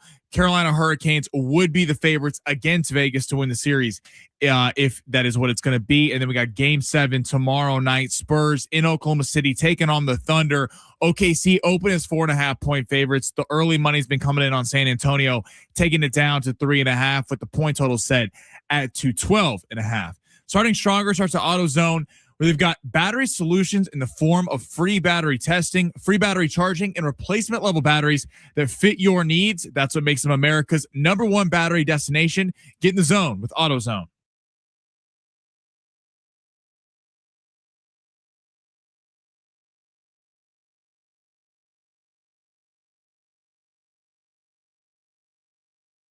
San Diego Sports 760, Ben Fletcher, Sammy Long with you till 2 o'clock. Hey, you got 20 minutes left to get those talkbacks in. We're asking for your favorite sports movie. We'll pick a random one at the end of the show. You're getting a 4-pack of tickets to the San Diego County Fair. We got Steve Hartman on the line for his regular Friday appointment. Hello, Steve. Fletch, Sammy, how are you guys? We are doing just peachy down here in San Diego. Now, Steve, you and I were just talking about it on the phone, but you spent a good portion of your career covering and throwing some maybe unnecessary fastballs at a guy named Kobe Bryant, who played for the Los Angeles Lakers. You guys had a very special relationship. We don't need to get into all that. But I'm watching right now in the NBA, the supposed best player, the MVP of the league for the last 2 years, Shai Gilgeous-Alexander, and now he's in the Western Conference Finals in Game 7. I don't know how much you watched of last night's game.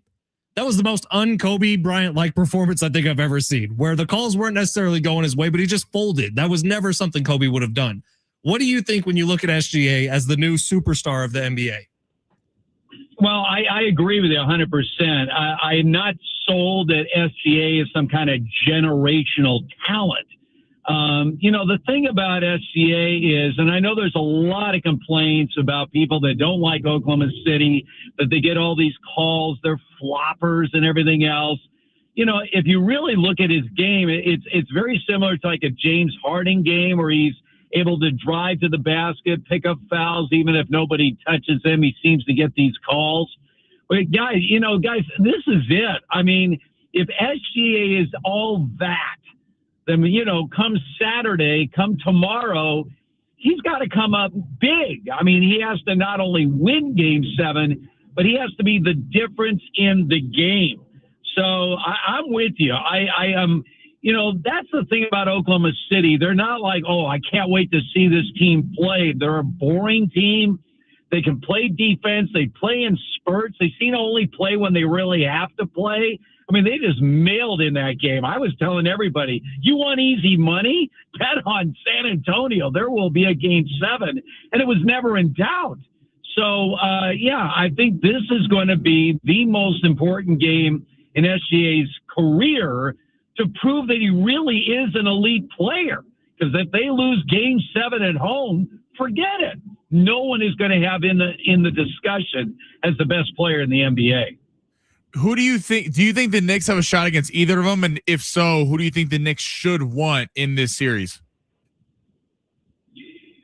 Well, I think the team that the Knicks want is San Antonio, only because the Spurs are such a young team.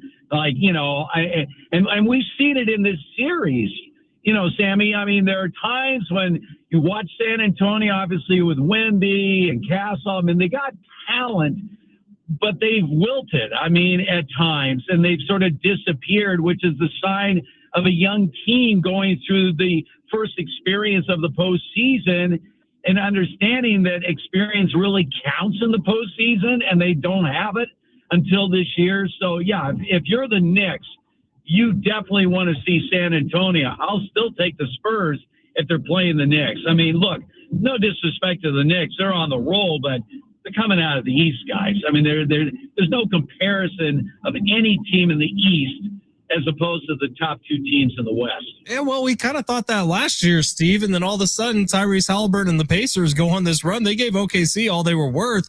And if Tyrese Halliburton doesn't get hurt in Game 7, who knows who was last year's champion? You don't buy into the Jalen Brunson team of destiny?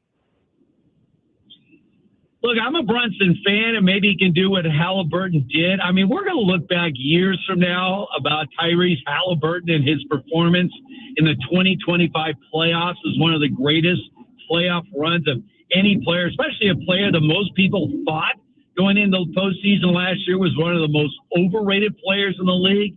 Obviously, he proved he wasn't. But again, I keep getting back to OKC. They just seem to be one of those teams that just sort of blasé. Even when they won the championship last year, it was sort of like, yeah, okay, yeah, we won a championship. They don't really seem to have a lot of fire until they need to have fire. So, I could see a similar situation where if OKC gets in the finals against the Knicks could be great. It could go 7 games, but if it goes to a 7th game in OKC, somehow the Thunder come out on top. So to me, this is really more about Oklahoma City and just, I don't know, their mindset. And it honestly starts with Shai Gilgeous-Alexander. Steve, I'm curious what you think about the whole college football drama. So the Big Ten wants a 2014 college football playoff. The SEC wants a 16 team. Some people are recommending it just stay at 12. Where are you at with all this? What would you like to see in the future for the college football? Well, first of all, 12 was a bad number to begin with. I mean, if you go to 8 or 16, and the reason is the bye. So in 2 years, we've had 8 teams have had a bye and 7 have lost their first game. 7 of the 8. Byes do not work in college sports. It's not like the pros. So I would certainly, if you go to 24, you can have more byes. 24 is a ridiculous number. Going to 16 would make sense because when you look at FCS, Division II, Division III, NAIA, all their playoffs are 16 schools. That is the logical number. It would eliminate byes and, have everybody play the same number of games, which makes a lot of sense to me. So, look, if it was up to me, I would have never gone beyond 8, but 12's a bad number. 16 would be preferable. Steve, let's switch over to the NFL real quick. And Steve Hartman joining us here on San Diego Sports 760. I've found myself being very curious about the offseason of Puka Nacua. And look, he's been in rehab this offseason. We could go on and on about that. But the thing I'm curious about is the fact that Jackson Smith-Njigba and Puka Nacua were the same draft class. Jackson Smith-Njigba just signed a massive contract as one of the best wide receivers in the NFL. Him and Puka are pretty even in terms of talent to me, but Puka probably off the fielded himself out of that contract extension this year. What do you think the future is like for him? Do you think he can continue to be one of the better wide receivers in the NFL, or is this that big of a speed bump? Well, I think, and we just played some sound bites the other day on TV from Puka. They're at OTAs right now. And look, he didn't want to get into any specifics about, the woman that he, allegedly said some derogatory term and all this kind of stuff. So, the one thing he did address, though, is that he has been in rehab. He has been in therapy, and he understands. Look, the Rams are not going to mess around with Puka Nacua unless they are convinced that he has somehow turned things around, that he's not hanging out with the wrong crowd. He will never get that extension for the Rams. They're way too smart for that. So he knows he has to be on his best behavior right now. Obviously, it's got a great connection with Matthew Stafford on the field, but they're looking at a certain maturity level. And the Rams basically have, told him either get your act together or we're going to put you back where we found you, back out on the street. Let's face it. You are blessed to have, arguably the best quarterback, if not, one of the top quarterbacks in the league throwing to you. You will not have that luxury with other teams. So understand how fortunate you are to have had this situation. We appreciate your talent, but unless you get your act together, we're going to say bye-bye and see you later. What did you think? I don't know if we ever got your reaction to the Ty Simpson pick. We just got some sound earlier from Matthew Stafford saying, I get it. I'm not 25 years old. I get why they took a quarterback. Do you think that'll come back to bite the Rams, or where are you at with the Ty Simpson pick? I thought it was outrageous. Again, it's not about drafting Ty Simpson. It's where you draft Ty Simpson. 13th overall. I mean, if your heart was set on getting Ty Simpson in the first round, you probably could have traded down at least to where Pittsburgh was and still walked away with Ty Simpson and maybe pick up an extra draft pick. That being said, Les Snead has been so good with the draft in recent years. It would be ridiculous to argue that the guy doesn't know what he's doing. Obviously, he feels like Ty Simpson is an NFL talent. The problem, again, is as few games as he has started at the collegiate level, I believe there's only 5 other quarterbacks that were first-round picks with as many or less starts, and none of them are going to go to the Hall of Fame. We're talking about guys like, Mark Sanchez and Dwayne Haskins and guys like that. And, they may have a moment or two, but they don't pan out in the long run. So, Matthew Stafford said yesterday, just talking about his future, even though he signed a 1-year extension with the Rams, he's a year to year. He goes, if I'm healthy and I'm feeling good and my family wants me to continue to play, I'll play. But, he could shut it down at the end of this year without Ty Simpson really having any reps on the field. And now the Rams are stuck. So I think the Rams are confident. They have the personnel that they, could afford to roll the dice on a quarterback they think is a future franchise quarterback, but we'll see. Steve Hartman, quite literally the most influential voice in sports radio, potentially of all time. We appreciate your thoughts on everything, Steve, especially this. What's your favorite sports movie ever? My favorite sports movie ever. I'm going to say, guys, boy, it's tough, but I think On Golden Pond, one of the great fishing movies of all time is, no, I'm kidding. What? I was like, what? Yeah. Where the hell Henry is that Fonda, going? Katharine Hepburn. It's a fishing movie, so it's like a movie. Honestly, I think Hoosiers is as good a sports movie as it comes. Rocky, Rocky, the original Rocky was a great sports movie. Yeah. Rudy is another great movie, even though I hate Notre Dame. But if I had to choose one, I would go with Hoosiers. Aren't you the guy that told me Rudy was fake? Rudy is a fake story, but it was a good movie. It was a good movie. Sort of like, yeah, exactly. I mean, it's like Moneyball. Moneyball was a really good movie. It was just a totally fabricated story, but it was a good movie. I'll say that much. By the way, Steve, I get it now. I would say On Golden Pond was Katharine pick? Hepburn in her prime. Yeah, On Golden Pond. I know no one's thinking On Golden Pond, but there was fishing in that movie, and fishing technically is a. Steve, what do you guys say? Wait, Steve, how is Moneyball fake? Everything about that movie was fabricated except for the come from behind victory to get their 20th win. Everything else in that movie, first of all, they never mentioned the fact that they had the roided up MVP that year, Miguel Tejada, who's never mentioned once in that movie. They also had the best pitching trio in baseball that year with Zito, Mulder, and Hudson. Those guys were never mentioned in the entire movie. So, I mean, and they never mentioned the fact that there was no team more roided out than the Oakland Athletics. They were right in the middle of the Balco scandal along with the Giants. None of that was mentioned in the movie. They made it out because they got a first baseman that walked a lot, that somehow that's the reason that they won as many games as they did. So, yeah, I mean, I'm sorry, Miguel Tejada was the MVP in the American League that year. How many times was he mentioned in that movie? Steve, we got to run. They ever mention those 3 pitchers? Also, Billy Bean, not nearly as good looking as Brad Pitt. We all know it. Just going to say it out loud. You got upgraded. Steve, appreciate you so much, man. Have a great day. All right, love you guys. Steve Hartman, we love him too. Always appreciate his time. We got to do a quick break here. We got the rest of your talkbacks coming up on the other side. We will give away that 4-pack of San Diego County Fair tickets. You got 3 or 4 minutes to get in a talkback. Just tell us your favorite sports movie ever. It's San Diego Sports 760 live on the iHeartRadio app.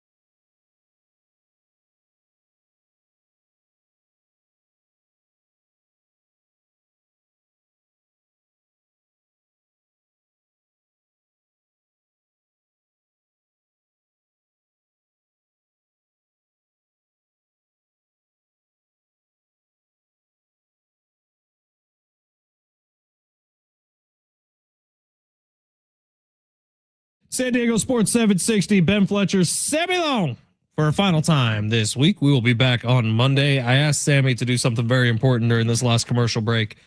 I asked him to set an over-under for the amount of money I'm coming back to Vegas with. Sammy, do you have a number in mind? Well, first off, to have that, how much are you going with to play with? And be honest. I thought we don't unit shame here. No, we're going to unit celebrate. Somewhere in the neighborhood of 500 or 600. That's a solid number. That's a solid take to Vegas. You're there 2 nights? 2 nights. You could even bump that up a little bit. I'm not going to bump that up a little bit. See, you take the 300 and you play with it night 1. Also, $90 of free play waiting for me. Okay, well, that's just soft. But that doesn't count. That doesn't count. Okay, so you're going with 500-600. Some of that's for my wife too, by the way. Oh, she's playing. Does she know anything about? She likes the slot machines. Oh, okay. All right. Well, and you're hitting slot machines as well. Of course. Then you're getting cleaned out. I don't want that for you. I want my friend Ben Fletcher to come back very So fruitful. Later tonight, when I send you a video of a jackpot that I hit, you're going to be like, "Oh, what a loser! He plays slots." I hope you're right. You're throwing away money. You're literally not. I've sent you the video before. Here's the thing.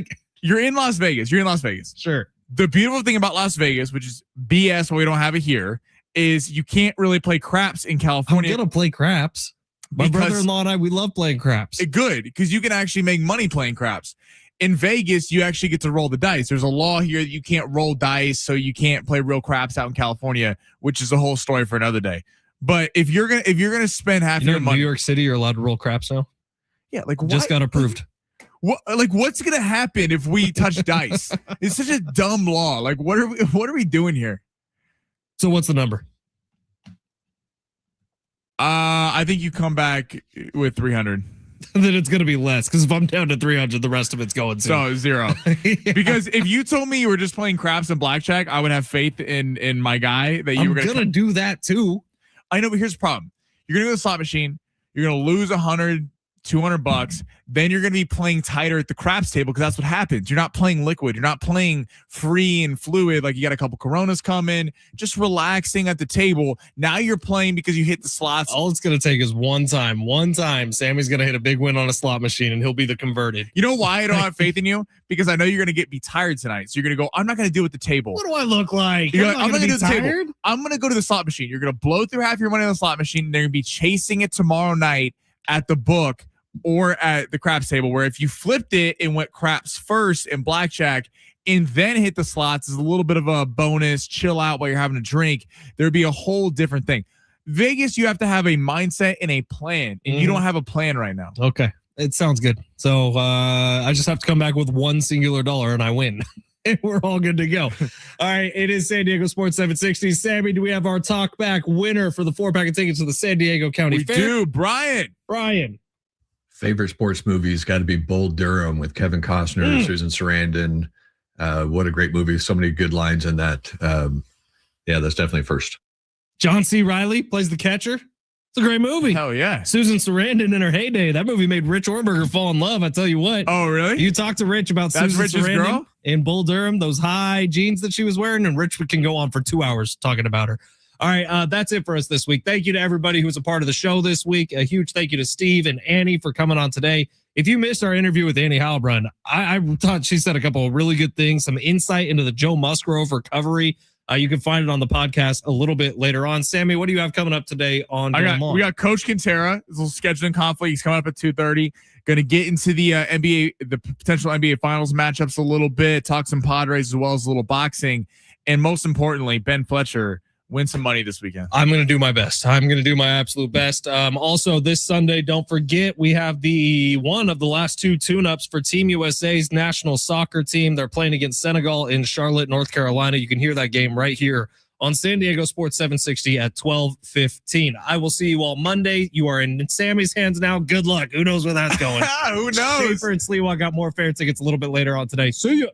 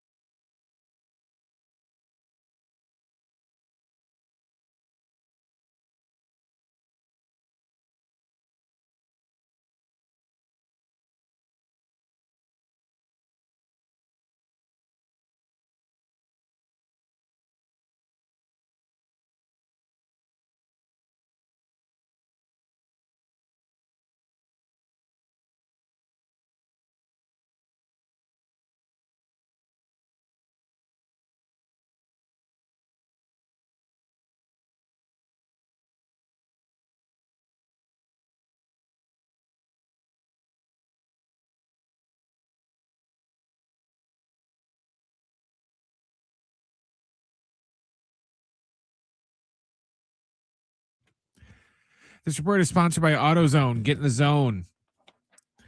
Padres and Nationals start game 1 of their series today in Washington. It's going to be Lucas Giolito going against Paxton Schultz. First pitch is set for 3:45. There's no NBA today, but we got a game 7 tomorrow night in the Western Conference Finals between the Thunder and Spurs. That will tip around 5:00. Starting stronger starts at AutoZone, where they've got battery solutions in the form of free battery testing, free battery charging, and replacement batteries that fit your needs. That's what makes them America's #1 battery destination. Get in the zone, AutoZone. Going long with Sammy. That's going to be hot. In depth on the story of the day. Plus, it's warm in the hot seat. Now, it's Sammy Long. It's Friday, everybody. We're almost there. It's 2 o'clock. We got 3 more hours, and we're kicking it for the weekend. We got some great sports on this weekend. I mean, Brent just mentioned his update. I mean, Game 7.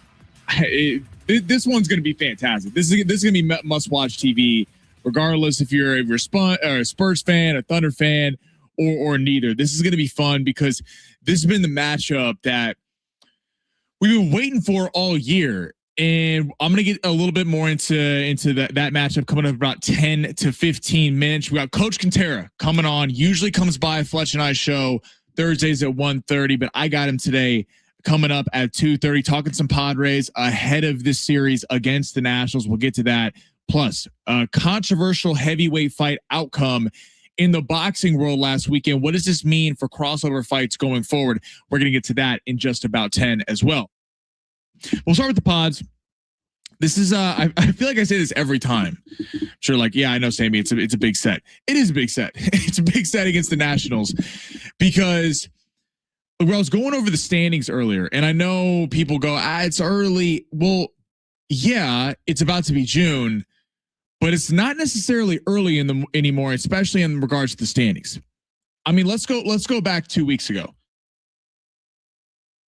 2 weeks ago, Dodgers coming into town. Padres playing some damn good baseball. Didn't necessarily look the best in terms of watchability, and we've talked about a lot the struggles of Jackson Merrill and Fernando Tatis and Manny Machado and the offense scraping by, but they were winning baseball games, and they were up there at the top of the NL West. I remember vividly having that conversation: could they win the NL West? Because I think people, I always will speak for myself, but text me if you think differently. 70470. Start your message with team or shoot us a call 877-767-4760. I think people take the NL West conversation with a grain of salt because we've seen the last couple of years, despite the Dodgers not running away with it, the Dodgers have not. You go back to the Padres beat the Dodgers when the Dodgers had 110 wins, something like that, something crazy. The last couple of years, the Dodgers have had 90-win seasons, and a lot of that has been because they've been resting pitchers, trying to really have their eyes on the prize in terms of the postseason run versus trying to win every game possible, which is what the Dodgers did for a lot of the 2010s, and it didn't result in any championships until 2020. So they've kind of seen a different mindset from the Dodgers there. But when the Padres were leading the division, I think people still took it with a little bit of a grain of salt. And fast forward a couple weeks later, Dodgers 4.5 games up. They got the Phillies this weekend, so tough test for them, but still, the Dodgers playing some really good baseball, started to heat up. The Arizona Diamondbacks and the San Diego Padres have the same record. And you're looking at the wild card right now. You got the Padres in that second wild card spot, 1 game up on the Cubs, who have really been slumping recently. But I believe I have that right, Brent. They won the last 2 games, won the last couple games, kind of getting back on track. The Cubs and Padres have been very similar in that they both had big time win streaks earlier on the year, have struggled as of late. We'll see what team can come through. Sitting right behind them, the St. Louis Cardinals, the Cincinnati Reds, the Philadelphia Phillies are 1.5 games back. Even got the Pittsburgh Pirates and this Washington National team 2 games back. Why I look at that this early on in the year is I've been harping on the fact that they haven't beat NL teams. Like, they're 1-1 against the Diamondbacks, the Padres. They're 1-2 against the Cubs. They're 0-3 against the Phillies. Now, luckily for the Padres, they'll get the Phillies next week. So hopefully you could rewrite that record, but that's going to be tough to dig out of the 0-3 hole. You got the Reds, who are no joke with Ellie De La Cruz. St. Louis has been a surprising baseball team overall. And then you got the Nationals. So it's really no time to mess around. There's not a lot of time for the Padres to kind of rest on their laurels, because last year when they started 14-3, that really carried them all the way through to the playoffs, and they played 500 baseball right below it for the rest of the year. But that 14-3 start got him there. And Fletch and I were talking about it earlier. Kevin Acee had the stat that it was something like the team in the top wild card spot on Memorial Day, each of the last 4 seasons has made the playoffs, which is a good sign for the Padres because they were the number 1 in the wild card at that point. But on the flip side for the Padres, a lot of years you also didn't have the Phillies get off to such a terrible start. And the Cubs slumping this bad, I don't expect that to continue. That's a really good lineup 1 through 9, and they'll be getting healthy pitching coming soon. Like, this is a clump of teams. The Arizona Diamondbacks starting to get streaky. So not that the Padres can't win out of that group. The Padres certainly can stack up there among those teams. I think the Phillies are better than the Padres. The Diamondbacks, I think, will by the end of the year be one of the actually sneakiest teams in all of baseball, with them getting Corbin Burns back, Ketel Marte, Corbin Carroll. They got a lot of young talent over there. And it was only a couple of years ago that they were in the World Series. Did they get smacked? 100%. But they were in the World Series. The Padres on paper should be better than a lot of those teams because of what you've gotten from the bullpen, because of what you got from the starting rotation. The Padres will hopefully be getting healthier. Joe Musgrove and Nick Pivetta will hopefully be coming back by the All-Star break, which could be a much needed boost to the starting rotation that I think has held up pretty well in the meantime, despite the injuries. And the bats around Merrill, Machado, and Tatis have been good. But then again, we're talking about those 3 not producing. We have a little sound per Marty Caswell about Jackson Merrill talking about going 3-6 on the homestand. Brent, if we have that, this is what Jackson Merrill had to say after going 3-6 on the homestand. Yeah, no, it felt great. But obviously the main goal wasn't accomplished, so just keep working. Frustration level in a homestand like this when kind of squandered opportunities for runs and scoring, because it was sort of a trend throughout the homestand. Yeah, I mean, it's just a part of baseball and it's frustrating, but we got to look forward and just know we're going to capitalize in the future. So I don't really think we should read into it too much. I know a lot of times these questions are redundant, but how much belief is there amongst the hitters that you guys can figure something out? Yeah, I mean, 100%. I think we're all about to get on the same page and it'll flow from there. It's interesting they're playing the Nationals because it takes you back to the Juan Soto trade. Now, I'm not going to sit here and have revisionist history and do like a lot of people do and go after AJ Preller and go, if what could have been had they not traded James Wood, CJ Abrams, Mackenzie Gore, who now doesn't play for the Nationals, but was a part of that trade, for Juan Soto. I'm not going to bash AJ Preller. AJ Preller would have been fired on the spot if it would have came out that they could have got Juan Soto and they didn't. And you look at baseball's odd that way, in that with the NFL and the NBA, you're trading draft picks that team can then purpose and use for however they want in the future. And it might come with some players that we've seen before, that we've seen on the field and have opinions about. Prospects are tough. I mean, there's really no way to determine if a guy is going to have a good Major League Baseball career. We've seen top prospects that have completely burned out. We've seen guys that have popped that haven't necessarily had the ceiling people thought of. Look at the Mookie Betts trade. That's one of the most one-sided trades with the Boston Red Sox in history for in baseball. But the Red Sox thought they were getting back a top prospect, and they were. Top prospect never really ended up playing and working out. So it's an extremely lopsided trade. So you never know. Maybe James Wood wasn't a good player. Maybe CJ Abrams, you didn't know what they were going to be. But given the Padres' concerns right now, I believe James Wood has like 15 homers on the year. Given the problem with this team, it's not that they have a lack of talent. The Padres have depth. They have pitching. They have bullpen help. They have fringe hitters, and Miguel Andujar and Gavin Sheets, and Bogarts is not lived up to his contract, but has certainly been playing better this year. Ty France. What they need are stars that are going to come through on the reg. And James Wood and CJ Abrams would have fit that bill. Again, I'm not going to sit here and have revisionist history and go, it's AJ Preller should deserve flack for this. No. And the fact that AJ Preller was then able to flip Juan Soto to New York and get back Michael King, and Cease was a part of that, and like they were able to get off the Juan Soto contract and everything like that when it didn't work. But I mean, it is an interesting kind of point in the year for the Padres when they're sitting there on the cut line of the wild card, pressure filled spot. You're talking about the big three guys not coming through. And now with a weekend series that you're going to need, like you're going to need this. The Nationals are 2 games back from you.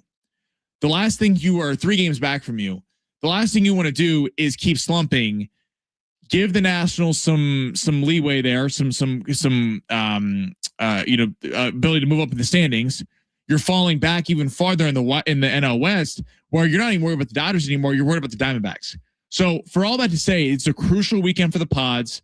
Hopefully they can get back on track against the Washington Nationals, because to the Padres' credit, they have beaten the bad teams. They've beaten the okay teams. They just haven't beaten the elite teams yet. The strengths of the Washington Nationals, they're great against left-handed pitchers. Now, luckily, Lucas Giolito's on the mound tonight. Not too much coming back that way at all from the Padres, so that's good for the Pods. They have one of the highest weighted runs created plus numbers in the league when facing southpaws. They had a young core of guys from their farm system: Dylan Cruz, Brady House, Yohani Morales. So this is a team on its way up. It's kind of been built by the foundation, formerly the Padres Foundation, C.J. Abrams and James Wood. But there's no reason. They have had some unreliable pitching on the year, and they do have some pretty high strikeout and chase rates. So no reason for the Padres not to take advantage of this set. You're coming off a rest day, trying to get right, and then you can't be looking ahead of that Phillies series, because the Nationals again are sitting there in the wild card hunt too. You don't want to give them any life. All right, coming up on the other side, we're going to get to the Game 7. Game 7 coming up in the NBA. 2 best words in sports are Game 7. What would it mean either way? What would it mean if Oklahoma City wins and goes on to the finals versus the Spurs? I think it tells us a lot about the NBA in the future. Also got some great texts on Shea Gildas-Alexander I want to get to. Text us 70470. Start your message with team. That's coming up next. Going along, San Diego Sports 760, live on the iHeartRadio app.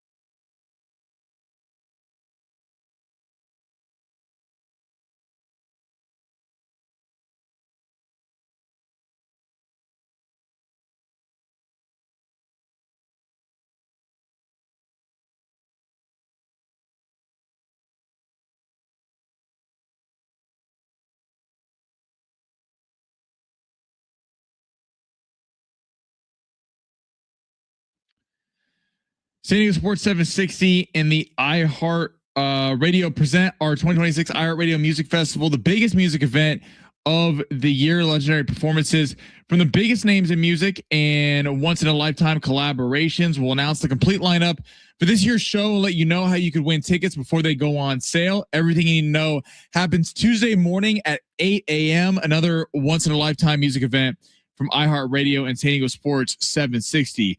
If you follow long shots at 1245 every day, your text line is very excited. 858 Casper Ruud just beat Tommy Paul at the French Open.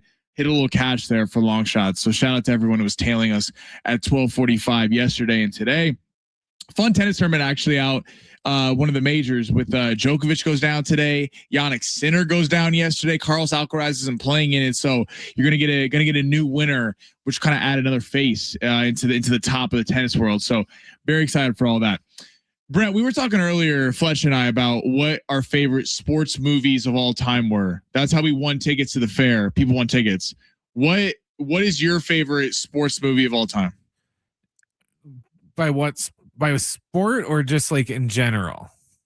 Sports movie. It can be a comedy. It can be. I mean, like you want like your favorite baseball movie, football, or just overall. Sports? Overall, probably Major League. Great choice.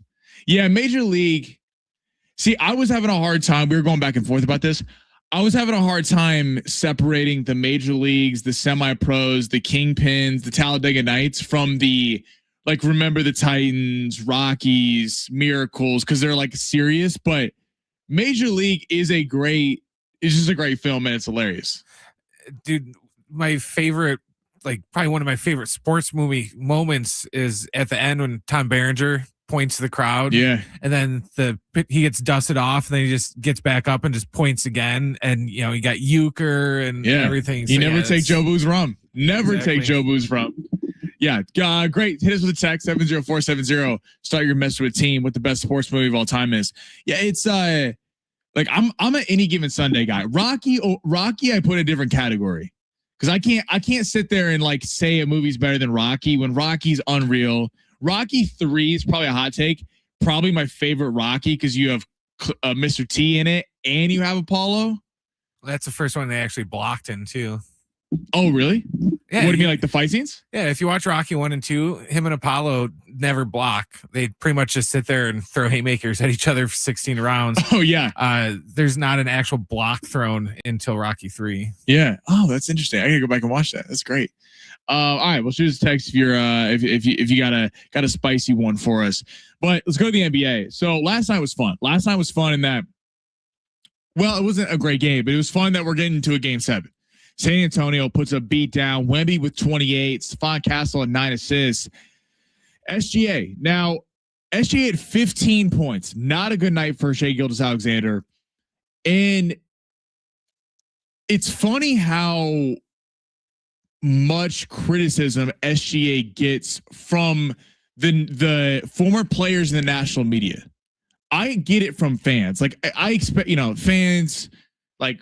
Trust me, I got all the time. When the Chiefs are winning, it's rigged, all that nonsense. I get it. People just want to spew stuff out on Twitter.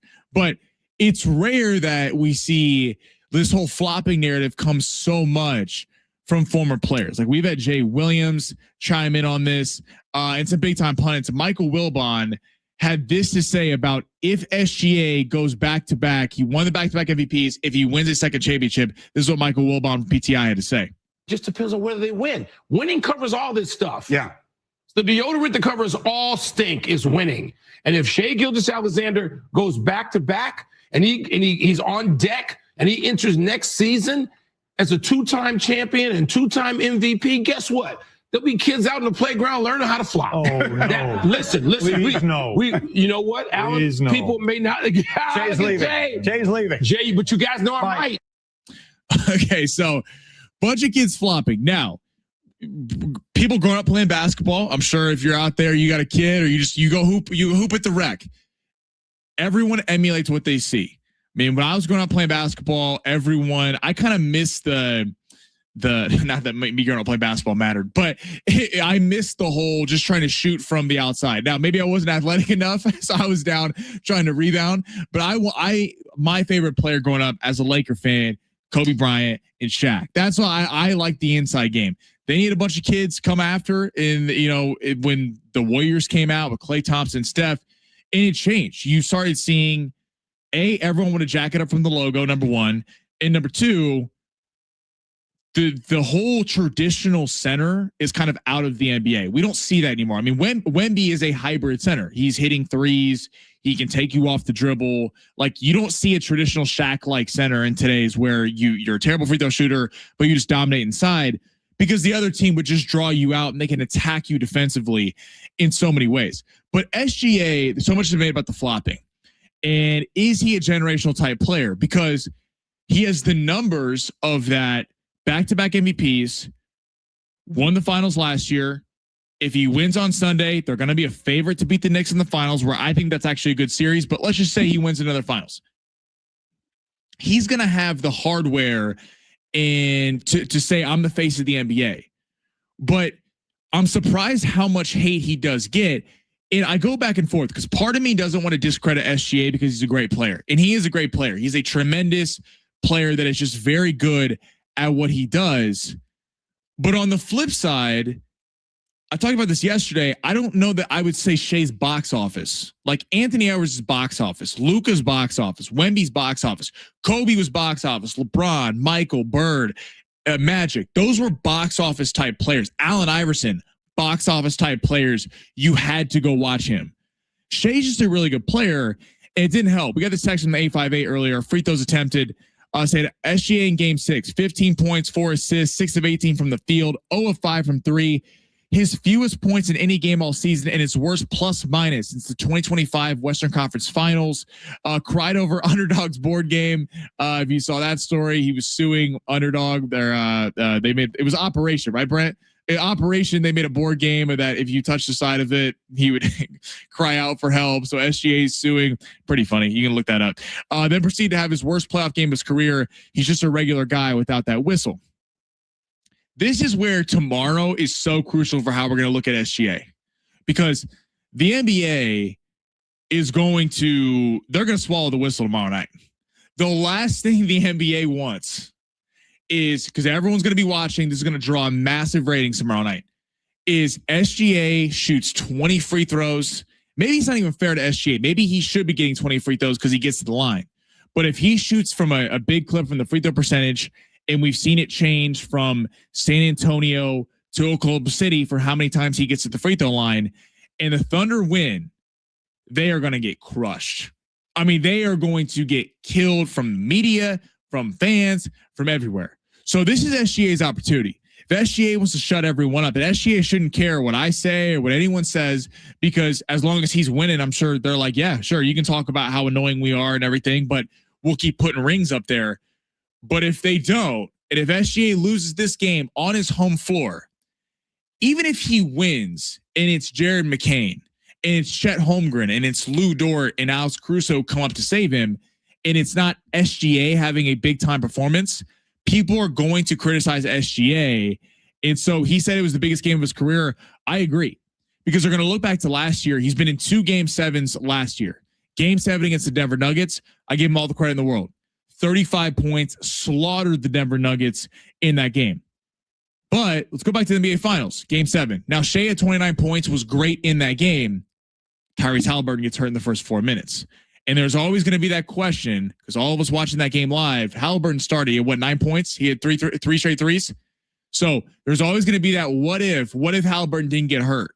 Do they not even have a ring right now? So there's so much on the line on Saturday that we'll be reacting to on Monday that I'm excited about, because we've anointed the Thunder. The Thunder, Sam Presti, it's this dynasty that's not going to go away. Well, Wemby and the Spurs got opportunity to not only not make it a dynasty tomorrow night, but to question the first ring and how viable the number 1 star is on that team with a loss. So there's a lot right on this game. Very excited for it. Oklahoma City open as 4.5 point favorites. It's been bet down to 3.5. So excited for all of that. Steven on YouTube said, listen to Sammy from the IB Boys and Girls Club soccer field. Steven, I appreciate you, man, for tuning in. Have fun out there. We got Coach Quintera coming up on the other side. Very excited to get to talk to Coach. Get his thoughts on the Padres. What is he seeing right now from the big three or lack thereof? And what should the Padres do as the trade deadline approaches in the next month or two? Talking to Coach next. Going long, San Diego Sports 760 live on the iHeartRadio app.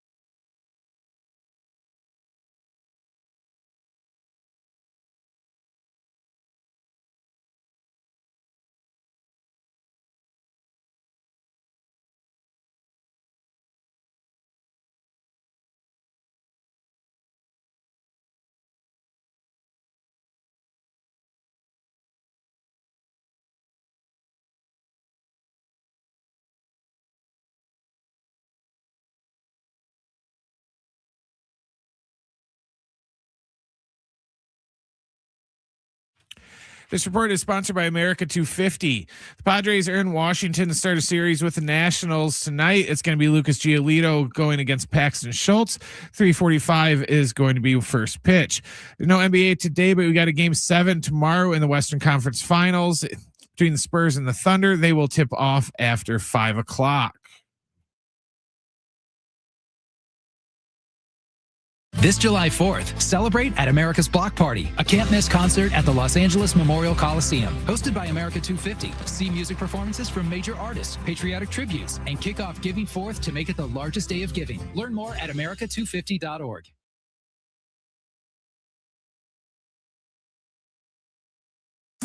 Ain't nothing wrong with a little heat. Getting warm around here. Light the fires, Big Daddy. Who's next in the hot seat?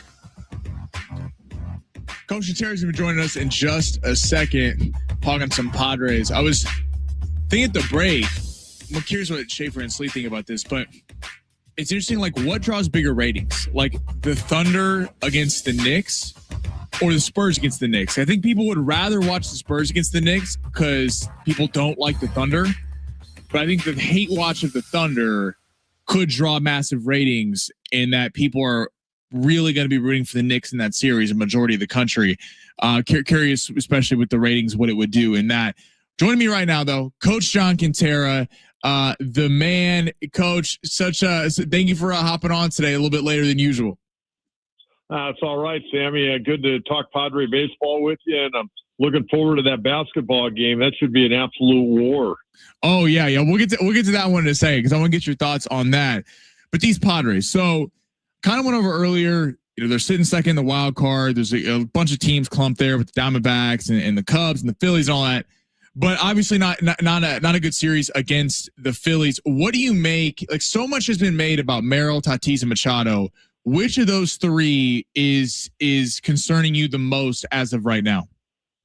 Without a doubt, Manny Machado. I mean, when you look at Manny's numbers, I mean, they're really, I mean, they need, and I know they won't do it for marketing purposes, but they should move him down in the order to about sixth right now. And I don't think he's ever hit past fourth in his Padre career, but he is so fouled up mechanically, and now he's starting to press, and his bat speed. And I think if you go to Baseball Savant, I had somebody send me some information on that, but I was kind of saying just with the naked eye, even last year, that I thought he's starting to lose a little bit of bat speed. And I think now they're not even walking him a whole lot. They're challenging him more. If you look at his walk rate, I mean, his on-base percentage so far this year, Sammy, his batting average we know is at 169, but his on-base percentage has been, really, really poor all year long, well under 300 right now. In fact, in the month of May, he's hitting 111 right now and 90 at bats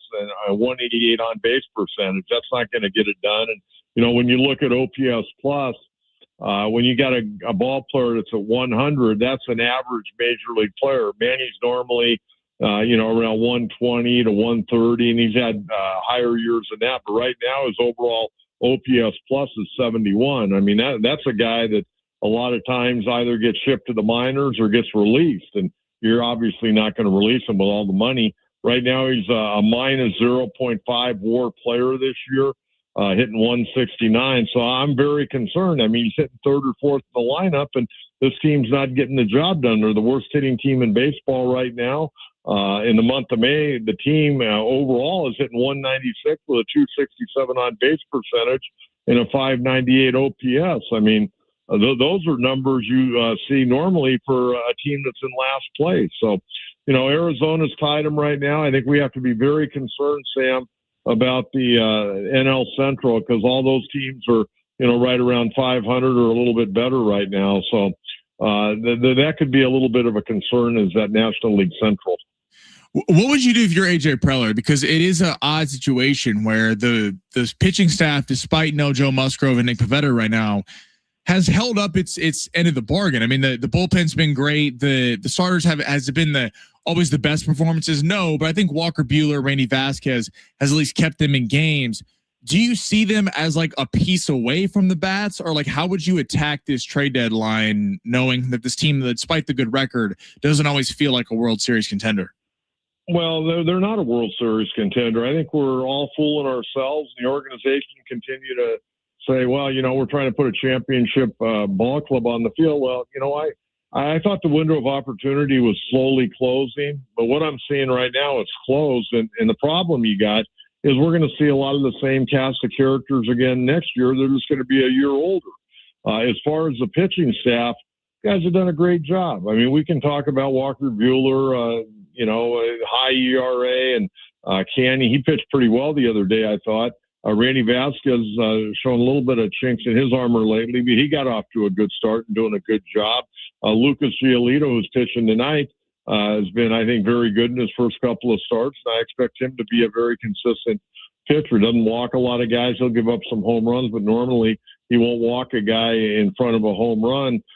When you take a look at the bullpen, hey, the bullpen's done their job. I mean, when we start play today, they're second best in baseball with a 3.07 earned run average. Dodgers are number one at 3.03, but Padres, their bullpen guys are doing the job. And, when you look at that, they haven't even been as dominant as they were a year ago.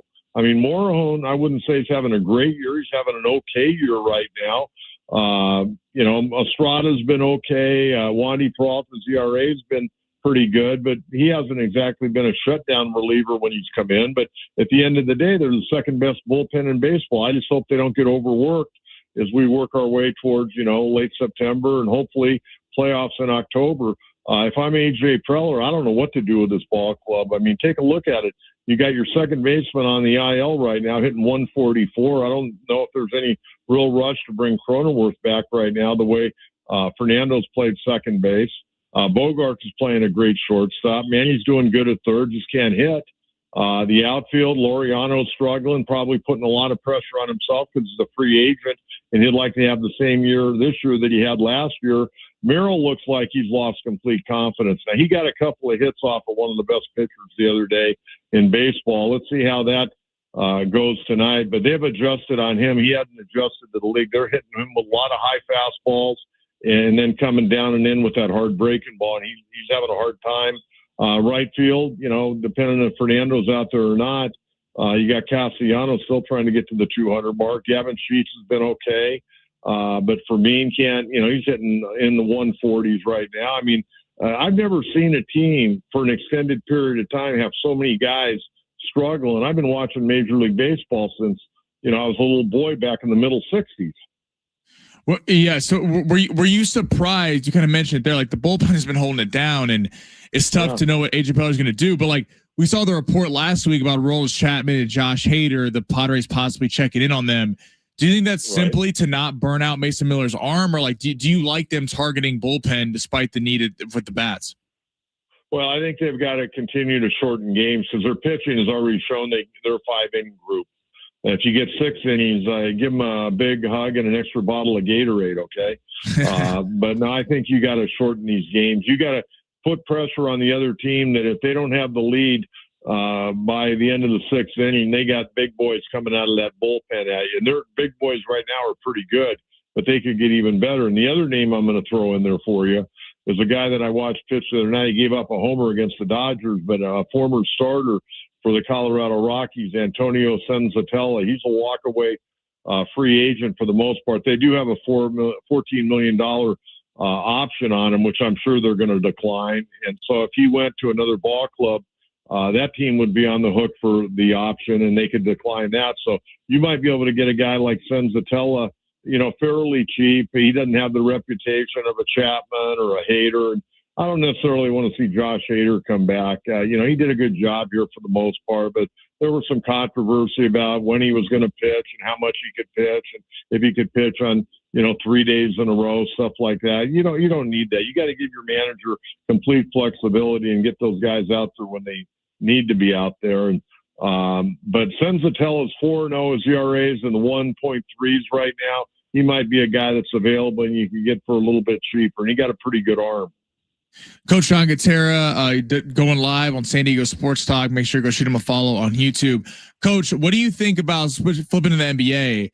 Tomorrow night, Game 7, going to be great with the Spurs taking them on the Thunder and OKC. So much has been made about Shea and the flopping and kind of taking away from him as a player. Where do you fall with all that? Like, how do you view Shea Gilgeous-Alexander? Well, I think number one, he's a tremendous talent, obviously. I mean, you don't get 2-time NBA MVP by being some stiff off the end of the bench. I think he's a tremendous player. I also think in the games where he's gotten to the foul line, they've won. When he hadn't gotten to the foul line, they've lost. I think I don't have the stats in front of me, Sammy, and you may have them. But I think San Antonio shot a lot more free throws in this entire series than OKC. I don't see OKC losing this game tomorrow night at home. That place, they'll probably have a wide out, I would imagine. It's going to be absolutely crazy. I think, Wembanyama is going to get his points. I think the game plan, I would let him go get 40, but shut the other guys down. And I think OKC moves on to the finals against the New York Knicks, which I think will be a tremendous series. Now, Wembanyama is one of those generational players. He may have the game of his life. He may go for 50 and 25 boards tomorrow night and 7 block shots. And if he does that, then, power to San Antonio and they move on. But I don't see OKC. That team, when the pressure's on, they normally show up, and the guard play, I think, will be the deciding factor in that game tomorrow night. Yeah, they've been in that Game 7 spot before where San Antonio certainly has it at this level in the Western Conference Finals. Last question before I let you go. Quickly back to baseball. The salary cap, they proposed yesterday a salary floor of $171 million, salary cap of $245. What do you make of that first offer? The MLB Player Association kind of scoffed at it. Are we just hurtling toward not having a season next year? Oh, I think they'll get locked out on December 1st, and they'll go back and forth, and we'll be watching ESPN and Fox, their sports reports, and they're going to be going back and forth. We're going to see all these guys in suits and briefcases going from their limousine into the hotel, into the boardroom. Then they'll shut the door, and they'll come out, and everybody will make their little speech. Yeah, it's going to be a dog and pony show. There's no question about that. My whole take is, I think, and I can remember 94 very well, and there were a lot of hard feelings. There are a lot of people after that kind of said, screw baseball. I'll be a football fan or an NBA fan, or I'll watch college sports. And, that may happen again. But my take on this whole thing, I think there has to be a salary floor. You got to get some of these teams that are just taking the revenue money and putting it in their bank account and not spending it. I got a problem with that because I think they owe it to their fans to make their team as competitive as they possibly can. I also think minor league baseball needs to be stressed. I think drafting and developing has gotten very sour. I don't think that's been a priority by the ownership nor the commissioner when they wiped out 42 teams about 3 years ago. You've got a lot of ex-major league players that should be playing AAA in the States. They're playing in Mexico and foreign countries right now. So I think that they're bringing a lot of young guys up that aren't ready to play in the big leagues where they could stockpile the minor leagues with some veterans, they've been around the block, and teams could, get a little bit more strength when they have an injury and a little more depth. But a lot of those guys have left the country because they couldn't get jobs in AAA because they want to keep all the young guys down there. The other thing, as far as the salary cap, I think that would be great, but that's not going to happen the way I see it. The way I would like to see it, and this would be my counter, and I know the Players Association would probably have a heart attack if they heard this one. How about letting these guys earn their money for one time rather than paying guys for what they have done? How about paying for what they're doing? How about like the NFL and the NBA? You sign a guy, you give him guaranteed money, that's fine. He gets a bonus, that's fine. But all that money may not be guaranteed. So if you're Manny Machado hitting a $1.69 and you're 35 years old and you're not getting the job done, you get your guaranteed money, but you get released. How about that? You perform, you play. If you don't, you're gone. Goodbye. That's really interesting because, right, it is. I mean, it is like the guaranteed money. That's what, right. That's the Padres' problem right now. I mean, you got some bloated contracts that you just can't do anything with because it's all dead money. But I like that. I wonder if they would. I mean, I'm sure the MLB Player Association would say hell no, but certainly if they had to decide between that or a salary cap, could see if something could get worked out. Coach, Sammy, I'd much rather have a motivator for the players. You got to go out there and perform. You got to show up in shape. Yeah. You got to be ready to roll. And if you perform, good. If not, you get your guaranteed money. But once that's over, you got to get the job done. If not, you're out of a job. Create a little more urgency in the regular season as well. Coach, you're the greatest. Have a great weekend. Go shoot Coach a follow. San Diego Sports Talk on YouTube. He goes live multiple days a week at 9 a.m. Right, Coach? Yeah. Okay. He's pulled the phone. Yep. 9 a.m. San Diego Sports Talk. Go shoot him a call or shoot him a follow on YouTube. Coming up next, Schaefer and Sliwa round this thing out, taking you guys into the weekend. Coming up next, going along, San Diego Sports 760 live on the iHeartRadio app.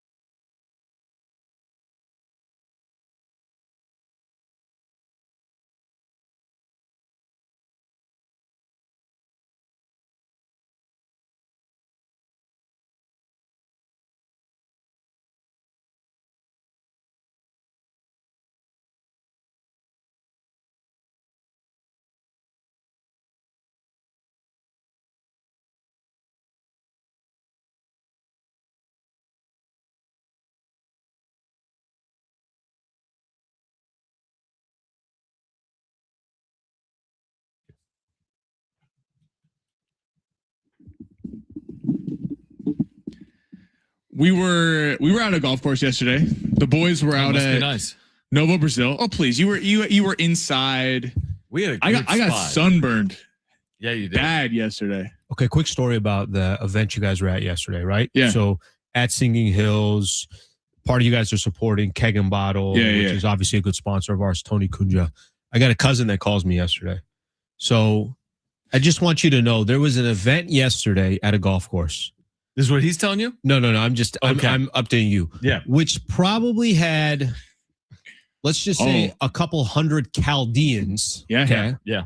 Yeah. I happen to be Chaldean. I was wondering where Slee was at. And we were in Chula Vista. And I'm just saying, which I had an awesome time, great event. That place is You're badass. saying there's not as many Chaldeans in Chula Vista. What I'm saying is 760 was at an event that basically had a couple hundred Chaldeans, and the Chaldean that you would think would be at the event was not at the event. Is that not unbelievable? Meshing cultures. Meshing cultures. The thing is, I mean, that's okay. Like, I feel like, you can. Yeah. That's okay. Listen, it's just funny to me because it's like I'm putting the pieces together, and I got a cousin of mine. He's like, "Hey, do you know Rich Ornberger?" I'm like, "Yeah, I know who Rich is." Yeah. He's like, "Yeah, he's here." I'm like, "He's where?" He's like, "Singing Hills," and I don't even know what the hell's going on here, but that was interesting. So the morning show was there, and then you guys were there in the midday. The morning show on the FM the morning side. show was not there mentally by the time we got on there. Oh, really? Yes, there were alcoholic vendors at every hole. So you had swing juice at every hole. By the way, not the same brand. We're not rolling with just tequila. We're not rolling with just bourbon. There was a lot of mixing going on. Can I make a general point right now about Rich Ornberger, who spent a lot of time working on the station, but now is on 101.5 KGB, Big Rich, TD, and Fletch? I've never met, and Brent knows Rich as well as I do. I've never met anyone, I think this is fair, that can drink he can drink a lot, but doesn't change. Kind of just very change. Wow. I mean, he's like Brent says, big, which is true, but like he can drink. What's the story? He outdrank Brady? Tom Brady. There's an amazing story he tells. You ever heard that? Like of him at a bar in Buffalo. I think they had to stay an extra night because of snow. So like the team is out, and they like somehow I'm completely butchering this, but it gets to the point where like Tom Brady and Rich Ornberger challenge themselves to like a chug off. And Rich wins. Not surprised brings about the that. cup down. It's not surprising. Not surprised about that. It's not surprising. But the fact that he's just isn't that great? Going and doing what he's doing with Tom Brady, that one's not. And what I love about it is like Tom Brady doesn't seem like that kind of guy. Like, obviously like what was it? Their last Super Bowl when they do the parade. Mm-hmm. And he was just toasted. In Tampa? And decided to throw the Lombardi I could watch trophy. that parade. Oh, that was. Who did he throw it to? Was it Gronk, right? He threw it to Gronk. Yeah, I think he threw it across. Just ends up at the bottom of like the Tampa Bay. Or how about somebody's not looking and he didn't throw it the right way? Yeah, not good. Kid taking a manatee out. By the way, I know we're about to get out of here, but you're taking a little trip. I'm going out east. You're going out east. And you were saying you're not staying with people, but you know people out there. Yeah. That is my favorite kind of trip on a totally different thing. Yes, because I've told my extended family this many times. We will enjoy each other more if we don't stay under the same roof. If we meet for dinner, we're all in hotel rooms. Oh, I got you. So you're saying you're cool to take a trip, but not in the same house, but like be in the same hotel? Exactly. Can I throw an idea? Which I see the angle here. Get a big Airbnb, couple of families. I think that's a little different. Like I got some buddies of mine that we'll try to get together every year, whatever the case is. Do we really need to be in 4 different hotel rooms, or should we just go get an Airbnb? So, but I hear where you're at. If it's like a core group, the Airbnb though, it's like, do I need to see you right when I get up in the morning? Do they need to see me? Yeah. So you're because it breeds resent. I'm a massive hotel guy. Mm-hmm. Because then it's like, you know what? Let's meet for dinner. Everyone's in a good mood. Hotel over Airbnb. Depending on, again, if it's I kind of go, I like Airbnb. Is it a resort or just a regular hotel? Relax, man. I mean, just what kind of lifestyle is this guy living? Well, I see this guy loves Vegas. He's like, so you don't go to Las Vegas. He loves Vegas. You Yes, don't go to it's Las a Vegas hotel. and stay in an Airbnb. It's like I keep my robe on when I go to dinner. Yeah, Relax. exactly. Because in Vegas, you just walk down. The best part about it, you're up top. You're like, I'm gonna go gamble. Just walk down. You don't have to Uber anywhere. Yeah. No, but I think that you're is gonna have a Vegas. great trip because of What are we talking? Yeah. Of the separation. there's separations. What I'm trying to say. Oh yeah, it's supposed to be in the same under the same roof with friends. I think is weird. Like these are Yes. good friends of ours, but I've never stayed in the same. But family home is as And them. it changes Yeah. dynamic. Family's Family's different. I can stay different, in the same house with my mom or brother. Yeah. But friends, yeah, it's a little. Well, that's why I mean the fact that you have your family, they have their family, then there should be Yeah. separation Yeah. there. Yeah. Travel tips. Sammy Long. That was really So we're gonna good. close out the show. What you guys got on the show today? Kevin's going to join us in 20 minutes because Okay. the Padres are playing within the hour. So Kevin Yep. AC will join us at 3:15 from Nationals Park, Washington, D.C. Okay. Ever been? No, I Never always want to been. go to DC. I've never been. Never been. Never been Go to the park? city or the ballpark?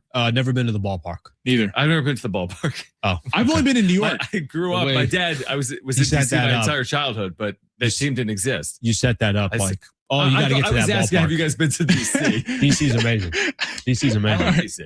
All right, listen for these boys. Kevin AC coming up in 20 minutes. I'll see everybody Monday. Have a great weekend.